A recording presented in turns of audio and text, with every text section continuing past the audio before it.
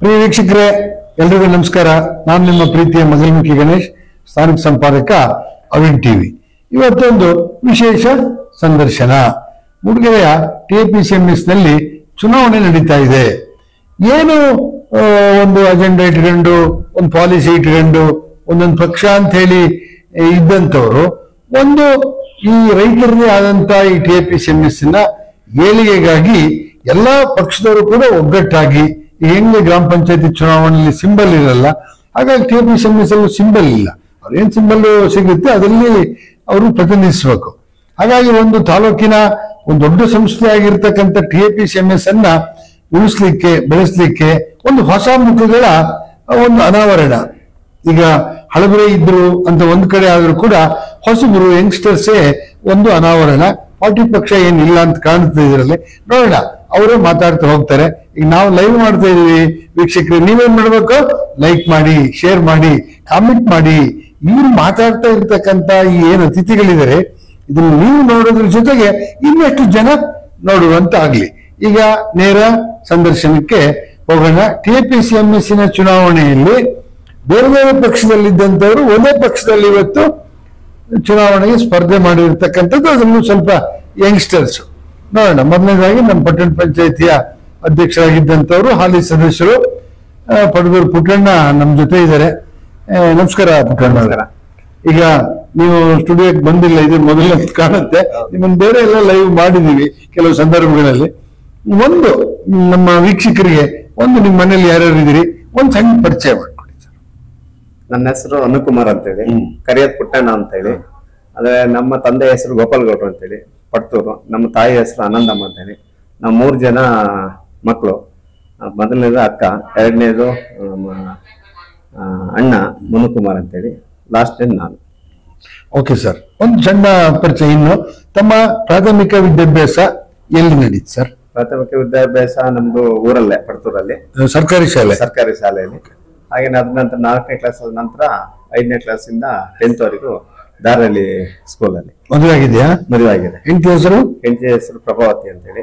ಮಕ್ಕಳು 2. ಒಬ್ಬರು ಸಬರಿ ಅಂತೇಳಿ, ಮಗನ ಹೆಸರು ಶ್ರೇಷ್ಠ ಅಂತೇಳಿ. Okay sir. ಈಗ ಪುಟ್ಟಣ್ಣನ ವಿಚಾರ ಮಾತಾಡಕ್ ಹೋದ್ರೆ ಸುಮಾರು 1 ಗಂಟೆ ಬೇಕು. ಬೇರೆ ಬೇರೆ ಸಂಘ ಸಂಸ್ಥೆಗಳು, ಗಣಪತಿ ಉತ್ಸವ, ಹಿಂದೂ ಸಮಾಜೋತ್ಸವ, RSS, BJP ಎಲ್ಲ ಹಿಂಗೆ ತುಂಬಾ ಇದೆ. ಅದನ್ನ ಇನ್ನೊಂದು ದಿವಸ ಮಾತಾಡೋಣ. ಇವತ್ತು ಬರೀ TAPCMS ಚುನಾವಣೆ ಬಗ್ಗೆ. ಆಗ ಇನ್ನೊಬ್ರು ಅತಿಥಿ ಇದ್ದಾರೆ, ಹಿರಿಯರು, ನಮ್ಮ ಸ್ನೇಹಿತರು, ಶಿವಣ್ಣ ಅವರು. ನಮಸ್ಕಾರ ಶಿವಣ್ಣ ಅವರು. ನಮಸ್ಕಾರ. ತಮ್ಮ ಒಂದು ಪರಿಚಯ ಸರ್. ಮನೇಲಿ ಯಾರ್ಯಾರು ಇದ್ದೀರಿ? ನನ್ನ ಹೆಸರು ಶಿವೇಗೌಡ ಅಂತ ಹೇಳಿ. ನಮ್ಮ ಮನೆಯಲ್ಲಿ ನಾವು 4 ಜನ ಇದೀವಿ. ನಾನು, ನನ್ನ ಹೆಂಡತಿ, ನನ್ನ 2 ಮಕ್ಕಳು. ಹೆಂಡತಿ ಹೆಸರು ವನಿತಾ ಅಂತ, ಮಗನ ಹೆಸರು ಸಂಕೇತ್ ಅಂತ, ಮಗಳ ಹೆಸರು ಸಾಂಚಿತಾ ಅಂತ. ತಮ್ಮ ಪ್ರಾಥಮಿಕ ವಿದ್ಯಾಭ್ಯಾಸ ಎಲ್ಲಿ ಮಾಡಿದ್ರಿ ಸರ್? ಪ್ರಾಥಮಿಕ ವಿದ್ಯಾಭ್ಯಾಸ ಗೋಣಿಬೀಡು ಹಿರಿಯ ಪ್ರಾಥಮಿಕ ಶಾಲೆ. Okay sir. ಹೈಸ್ಕೂಲು ಹೊಯ್ಸಳ ಪ್ರೌಢಶಾಲೆ ಗೋಣಿಬೀಡು. ಸರ್, ಈಗ ನೀವು ಇವತ್ತು ಈ TAPCMS ಚುನಾವಣೆಗೆ ಹಾಲಿ ಅಧ್ಯಕ್ಷರು TAPCMS. ಆದ್ರೆ ಈ ನಮ್ಮ ಬರುವ ಚುನಾವಣೆಯಲ್ಲಿ ಗೆಲ್ಲಬೇಕು, ನಿಲ್ಲಬೇಕು ಅಂತ ಒಂದು ಮನದಾಸೆ ಇಟ್ಕೊಂಡಂತವ್ರು ತಾವು.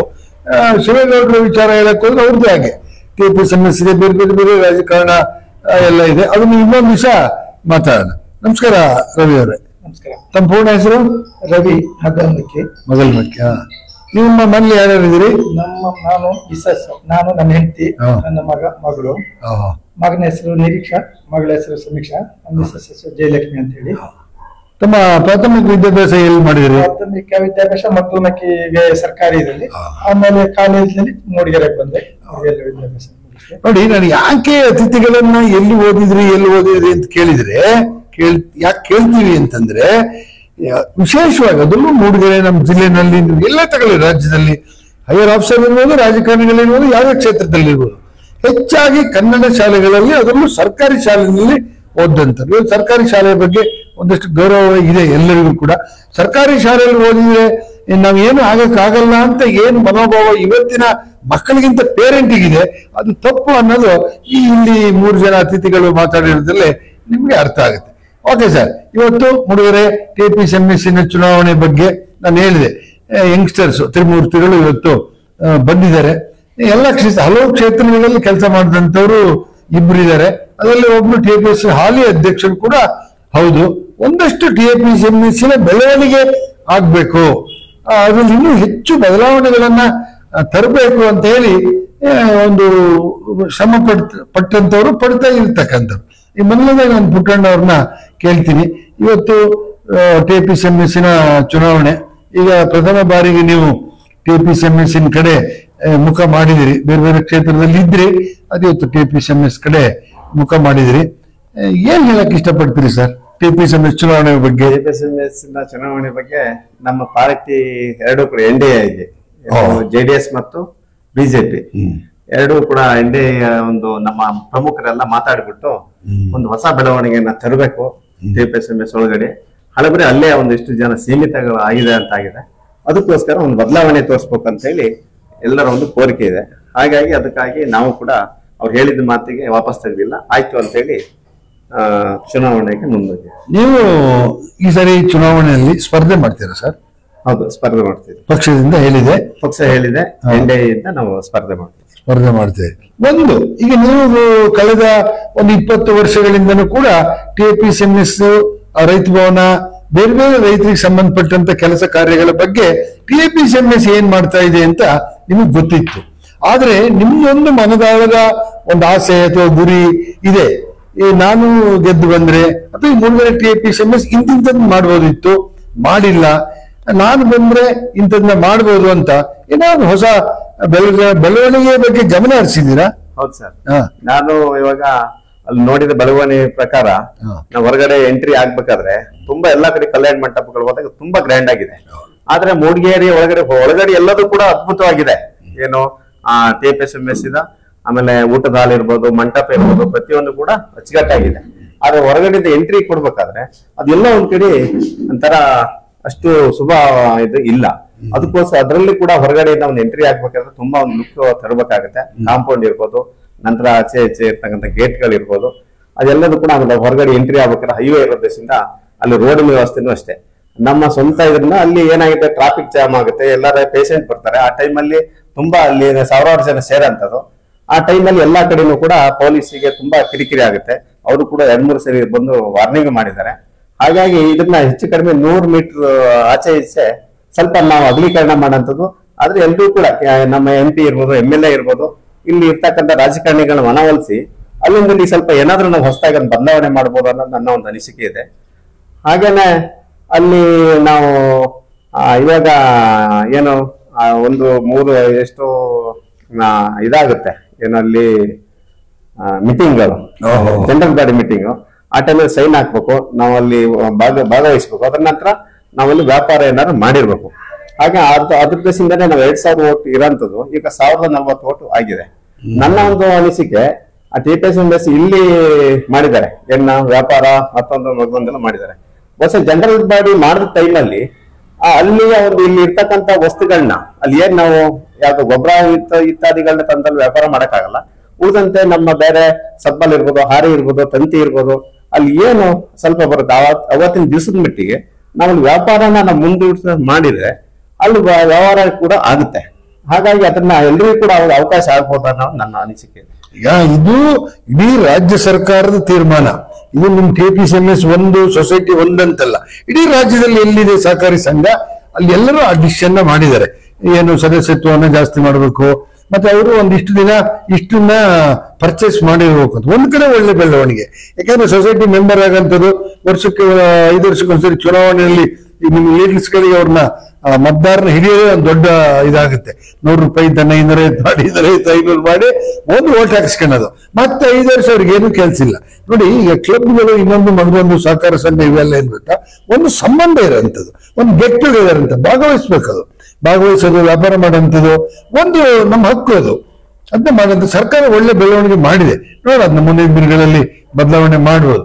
ಈಗ ಶಿವಗೌಡ್ರೆ, ನೀವು ಸುಮಾರು ಈಗ ನನಗೆ ಒಂದು 35-40 ವರ್ಷದಿಂದ ಪರಿಚಯ, ಅವತ್ತಿಂದನೂ ರಾಜಕಾರಣದಲ್ಲಿ ಇದ್ದೀರಿ. ಮತ್ತೆ ಗುಪ್ತವಾಗಿ ಸುಮ್ಮನೆ ಸೊಸೈಟಿ ಕೆಲಸ ಮಾಡ್ಕೊಂಡು ಕೋಟ್ಯಾಂತರ ರೂಪಾಯಿ ಬಿಸ್ನೆಸ್ ಮಾಡ್ಕೊಂಡು ಈಗ ಸೊಸೈಟಿನ ಎಲ್ಲ ತಿಳ್ಕೊಂಡಂತ ನಮ್ಮ ಹಳ್ಳಿಯಲ್ಲಿ ಹೇಳ್ತಾರೆ ಅರ್ಧ ಕುಡ್ದಾರೆ ಅಂತ. ಹಾಗಾಗಿ ಸೊಸೈಟಿ ವಿಚಾರದಲ್ಲಿ ಅರ್ಧ ಕುಡ್ದಂತರು ಅದು ಅಷ್ಟೇ ಸೈಲೆಂಟ್ ಆಗಿ ಮೆಂಬರ್ ಆಗಿ ಬಂದು ಇವತ್ತು ಅಧ್ಯಕ್ಷರಾಗಿ ಈ ಕೆಲಸ ಮಾಡ್ತಾ ಇರೋಂಥದ್ದು. ಆದ್ರೆ ಇವತ್ತು ಮತ್ತೆ ನೀವು 2ನೇ ಬಾರಿಗೆ ಚುನಾವಣೆ ನಿಂತು ನಾನು TAPCMS ಹಾಲಿ ಅಧ್ಯಕ್ಷ ಮತ್ತೆ ಅಧ್ಯಕ್ಷ ಆಗ್ಬೇಕು ಅಂತ ಹೊರಟಿರೋದು TAPCMS ಯಾವ ಬೆಳವಣಿಗೆಗೆ? ನಾವು ಹೆಚ್ಚು ಕಡಿಮೆ 2000 ಇಸ್ವಿಲಿ ನಮ್ಗೆ ಅಧಿಕಾರ ಬಂದಿರ್ತಕ್ಕಂಥದ್ದು. ಫಸ್ಟ್ 1.5 ವರ್ಷ ಜಯಂತ್ ಅಧ್ಯಕ್ಷ ಆಗಿದ್ರು, ಇನ್ನು 1 ವರ್ಷ ವಜೀರಿ ಅಧ್ಯಕ್ಷ ಆಗಿದ್ರು, ಇನ್ನು 2.5 ವರ್ಷ ಟೈಮ್ ನಾಳೆ ಡಿಸೆಂಬರ್ ಬಂದ್ರೆ ನವೆಂಬರ್ ಬಂದ್ರೆ 2.5 ವರ್ಷಕ್ಕೆ ನಾನು ಅಧ್ಯಕ್ಷ ಆಗಿದ್ದೀನಿ. ಈ 5 ವರ್ಷದಲ್ಲಿ ನಾವು ಸಾಕಷ್ಟು ಅವರು 2 ಜನ ಅಧ್ಯಕ್ಷರು ಮತ್ತೆ ನಾನು ಸೇರಿ ಸಾಕಷ್ಟು ಅಭಿವೃದ್ಧಿಯನ್ನ ಮಾಡಿದ್ವಿ. ಅಭಿವೃದ್ಧಿಯನ್ನ ಮಾಡಿ ಸರ್ವ ಸದಸ್ಯರು ಮತ್ತೆ ಸಾರ್ವಜನಿಕರು ಒಪ್ಪ ರೀತಿಯಲ್ಲಿ ನಾವು ಅದರಲ್ಲೂ ರೈತ ಭವನದಲ್ಲಿ ಸಾಕಷ್ಟು ಸೌಲಭ್ಯಗಳನ್ನು ಹೊಸದಾಗಿ ನಾವು ಮಾಡಿಕೊಟ್ಟಿದ್ವಿ. ಮೊದಲನೇದಾಗಿ ಹೇಳ್ಬೇಕು ಅಂತಾನೆ ನಾನು ಏನು ಗೊಬ್ಬರದ ಗೋಡನ್ ಏನಿತ್ತು TAPCMS ಅಲ್ಲಿ ಗೊಬ್ಬರದ ಗೋಡನ್ನು ಹೆಚ್ಚು ಕಡಿಮೆ ಅದು ಸೀಟ್ ಎಲ್ಲ ತೂತ ಆಗಿ ಸುಮಾರು ಲಕ್ಷಾಂತರ ರೂಪಾಯಿ ಗೊಬ್ಬರ ನೀರಲ್ಲಿ ಕರಗಿ ಸಂಘಕ್ಕೆ ಲಾಸ್ ಆಗ್ತಕ್ಕಂತ ಒಂದು ಇದು ನಡೀತಾ ಇತ್ತು. ಅದನ್ನ ನಾವು ಮನಗಂಡು ನಮ್ಮ ಆಡಳಿತ ಮಂಡಳಿಯಲ್ಲಿ ತೀರ್ಮಾನ ಮಾಡಿ 1,80,000 ರೂಪಾಯಿ ಹೊಸ ಸೀಟನ್ನ ಹಾಕ್ಸಿ ಅದನ್ನ ನಾವು ಕಂಪ್ಲೀಟ್ ಮಾಡಿ ಈಗ ಅಲ್ಲಿ ಲಾಸ್ ಆಗ್ತಿದ್ದಾಗಿ ಮೊದಲನೇ ತಡೆದು. 2ನೇದು ನಾವು ರೈತ ಭವನಕ್ಕೆ ಬಂದ್ರೆ ರೈತ ಭವನದಲ್ಲಿ ಮತ್ತೆ ಉದುವಿನ ರೂಮು ಮತ್ತೆ ಹೊರನ ರೂಮು ಬಹಳ ಕಂಜೆಸ್ಟ್ ಆಗಿತ್ತು. ಅದಕ್ಕೆ ನಾವು ಆ 2 ರೂಮನ್ನ ಒಂದು ಮಾಡಿ ಅದನ್ನ ನವೀಕರಣ ಮಾಡಿ ಅದನ್ನ ವಧುವಿಗೆ ಮಾಡಿ ಇನ್ನೊಂದು ನಮ್ದೇ ಜಾಗ ರೈತ ಭವನದ ಕಲ್ಯಾಣ ಮಂಟಪದ ಹಿಂಭಾಗದಲ್ಲಿ ಇದ್ದಕ್ಕಂಥ ಜಾಗದಲ್ಲಿ ಇನ್ನೊಂದು ಹೊಸ ರೂಮನ್ನ ಕಟ್ಟಿಬಿಟ್ಟು ಅದನ್ನ ವರನಿಗೆ ಅಂತ ಹೇಳಿ ಮಾಡಿದೀವಿ. ಆಮೇಲೆ ರೈತ ಭವನದಲ್ಲಿ ಸಾಕಷ್ಟು ಕೆಲಸಗಳನ್ನು ಮಾಡಿದ್ವಿ. ಮೊದಲನೇದಾಗಿ ನಾವು ಏನು ಕಲ್ಯಾಣ ಇದನ್ನ ಮಂಟಪಕ್ಕೆ ಹೋಗ್ತೀವಿ, ಅಲ್ಲಿ ಮಂಟಪದ ಹೋಗೋ ಜಾಗದಲ್ಲಿ ಆ ಒಂದು ಇದು ರೈಲಿಂಗ್ಸ್ ಹಾಕಿದ್ರು. ಆ ರೈಲಿಂಗ್ಸ್ ಯಾವ್ದು ಕಡಿಮೆ ದರ್ಜದ ಕಬ್ಬಿಣದ ಹಾಕಿದ್ರು.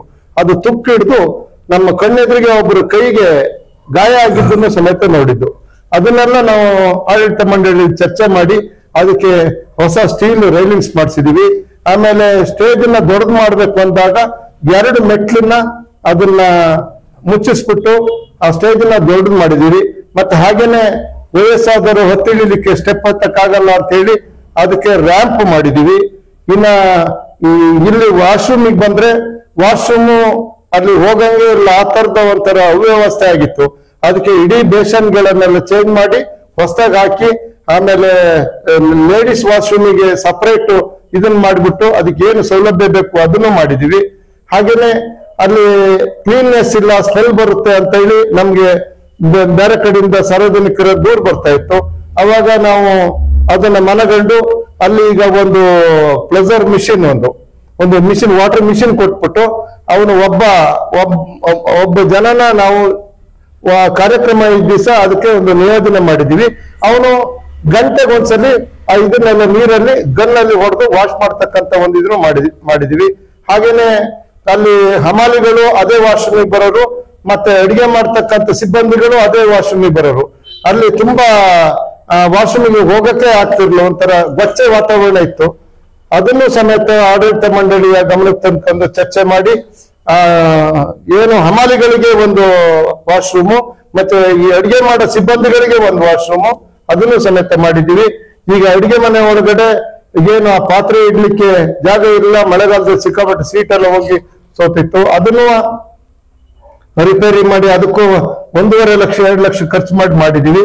ಇನ್ನ ಅಡಿಗೆ ಪಾತ್ರೆ ಎಲ್ಲ ಹಳೆ ಪಾತ್ರೆಗಳೆಲ್ಲ ತೂತಾಗಿ ಹಾಳಾಗಿದ್ದು ಅದನ್ನ ಮನಗಂಡು ನಾವು ಟಿಪ್ಟೂರಿನ ಗಾಯತ್ರಿ ಶಾಮಿಲಿಗೆ ನಾವೇ ಎಲ್ಲ ಡೈರೆಕ್ಟರ್ಗಳು ನಿರ್ದೇಶಕರೆಲ್ಲ MD ಎಲ್ಲ ಹೋಗಿ 3,80,000 ರೂಪಾಯಿನ ಪಾತ್ರೆಯನ್ನ ತಂದು ಈಗ ಮೊದಲು 1,500 ಜನಿಗೆ ಅಡಿಗೆ ಮಾಡೋಷ್ಟು ನಮ್ಮಲ್ಲಿ ಅಕಾಮಿಡೇಷನ್ ಇತ್ತು ಪಾತ್ರೆದು.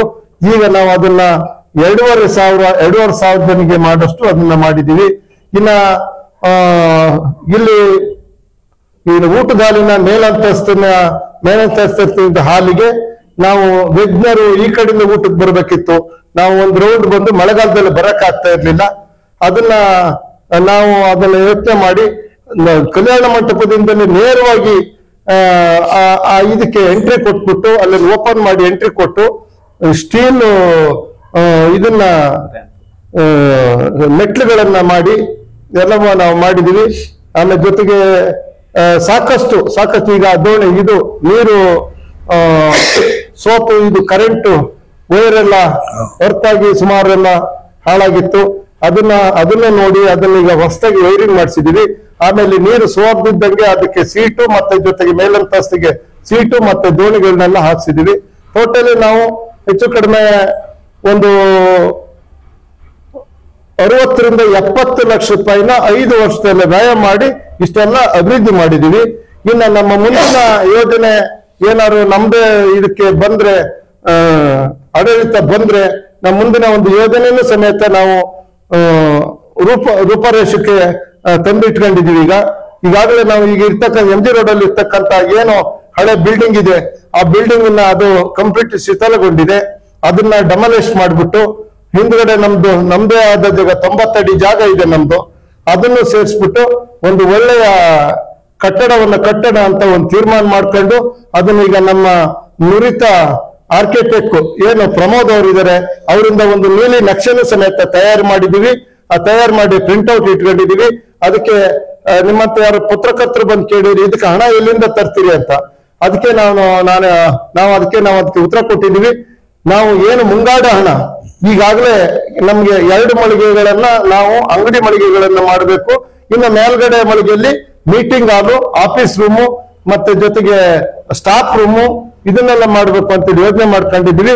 ಅದಕ್ಕೆ ಈಗಾಗಲೇ ನಾವು ಮುಂಗಾಡ ಹಣ ನಮ್ಗಾಗಲೇ ಈಗ 1,75,00,000ವರೆಗೂ ನಾವು ಹಣವನ್ನು ಮುಂಗಾಡ ಕೊಡ್ತೀವಿ. ಸುಮಾರು 15 ಜನ ಪಾರ್ಟಿಗಳು ನಾವು ಅಂತ ಮುಂದೆ ಬಂದು ನಾವು ಕಟ್ತೀವಿ ಅಂತಂದಾಗ ಅದನ್ನ ನಾವು ಇದೊಂದು 64 ಎನ್ಕ್ವೈರಿ ಅನ್ನೋದು ನಮ್ಗೆ ಅಡ್ಡ ಬಂದು ಅದನ್ನ ನಾವು ಪ್ರಾರಂಭ ಮಾಡ್ಲಿಕ್ಕೆ ನಮ್ಗೆ ತಡೆ ಆಯ್ತು. ಹಾಗಾಗಿ ಈ ಸಲ ನಮ್ಮೂರಿನವರೇ ಆದ ದಾರದಳ್ಳಿಯವರು DR ಮೇಡಮ್ ನಮ್ಗೆ ಇದಕ್ಕೆ ನಮ್ಮ ಸಂಘಕ್ಕೆ ಬಂದು ನಮ್ಮನ್ನೆಲ್ಲ ಕರ್ಸ್ಬಿಟ್ಟು ನಮ್ಗೆ ಒಂದು ಮನವರಿಕೆ ಮಾಡಿದ್ರು.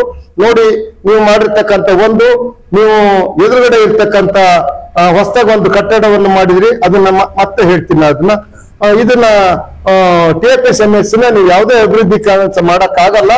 ಇದನ್ನ 64 ಇರ್ತಕ್ಕಂಥದ್ದನ್ನ ಏನಾರ ಅದನ್ನ ಮುಗಿಸ ಅಂತ ಒಂದು ವ್ಯವಸ್ಥೆಯನ್ನ ಮಾಡಿ ಅಂತ ಹೇಳಿದಾಗ ನಾನು ಏನು ದೂರು ಕೊಟ್ಟಿರ್ತಕ್ಕಂಥವ್ರು ಯಾರು ಆಪಾದನೆ ಮಾಡಿರ್ತಕ್ಕಂಥ ನಮ್ಮ ಗೌಡಹಳ್ಳಿ ದಿವಾಕರು, ಹೇರಗುಡ್ಡೆ ಸುರೇಂದ್ರ ಮತ್ತೆ ಜೊತೆಗೆ ಹಳೆ ಮುಡಿಗೆರೆ ಸುಬ್ಬೇಗೌಡರು ಮತ್ತೆ ಜೊತೆಗೆ ಚಂದ್ರೇಶು, PK ನಾಗೇಶು, ಇನ್ನೂ ಅನೇಕರು ಇದರಲ್ಲಿ ರವಿನೂ ಇದ್ರು. ಇಲ್ಲಿ ಮಗಲ್ಮಕ್ಕಿ ರವಿನೂ ಇವರು ಒಂದ್ಸಲಿ ಜನರಲ್ ಬಾಡಿ ಒಳಗಡೆ ಅದೇನಾಗಿದೆ ಅಂತ ಇವರು ಸಮೇತ ಹೇಳಿದ್ರು. ಇದಕ್ಕೆಲ್ಲ ಮನಗಂಡು ಅವ್ರನ್ನೆಲ್ಲ ನಾನು ಕರೆದು ಒಪ್ಪಿಸಿ ಕೂರಿಸಿ ನಾನು ಮತ್ತೆ ನಮ್ಮ ಆಡಳಿತ ಮಂಡಳಿ ಉಪಾಧ್ಯಕ್ಷರು ಮತ್ತೆ ಎಲ್ಲ ನಿರ್ದೇಶಕರು ಕೂತು ಮಾಡಿ ಅವ್ರನ್ನ ರಿಕ್ವೆಸ್ಟ್ ಮಾಡ್ಕೊಂಡು ಇದನ್ನ ಇಲ್ಲಿಗೆ ಮುಗಿಸ್ಬಿಡೋಣ. ಇಲ್ಲ ಮುಗಿಲಿಲ್ಲ ಅಂತಂದ್ರೆ ನೋಡಿ ಈಗ 7 ವರ್ಷ ಆಯ್ತು, ಯಾವುದೇ ತರ ಅಭಿವೃದ್ಧಿ ಆಗಿಲ್ಲ. ಹಾಗಾಗಿ ಇದನ್ನ ಮುಗಿಸೋಣ ಅಂತ ಹೇಳಿ ಎಲ್ಲರನ್ನ ಒಪ್ಪಿಸ್ಕೊಂಡು DR ಆಫೀಸಿಗೆ ಕರ್ಕೊಂಡೋಗಿ ಅವರೆಲ್ಲರ ಹತ್ರ ಸೈನ್ ಹಾಕ್ಸಿ ಅವ್ರನ್ನ ಯಾವ ರೀತಿ ಮಾಡುದು ಅಂತಂದ್ರೆ ಅಲ್ಲಿ ಲಕ್ಷ್ಮಣ್ ಗೌಡ್ರು ಇವತ್ತೊಂದು ಪತ್ರ ಬರೆದಿದ್ದಾರೆ.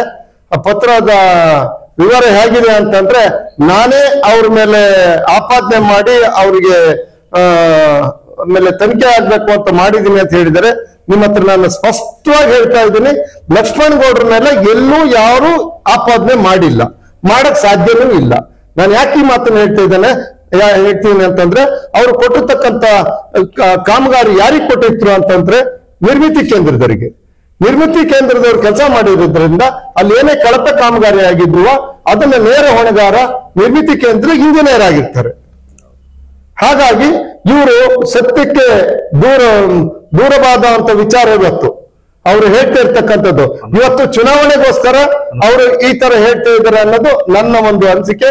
ಹಾಗಾಗಿ ಅದನ್ನ ಯಾವುದೇ ಕಾರಣದಿಂದಲೂ ಅವ್ರ ಮೇಲೆ ದೂರಿಲ್ಲ. ಅವ್ರು ಅವತ್ತಿಂದ ನಮ್ಗೆ 7 ವರ್ಷದಿಂದ ಹೇಳಿಕೆ ಬರ್ತಾ ಇದ್ದಾರೆ.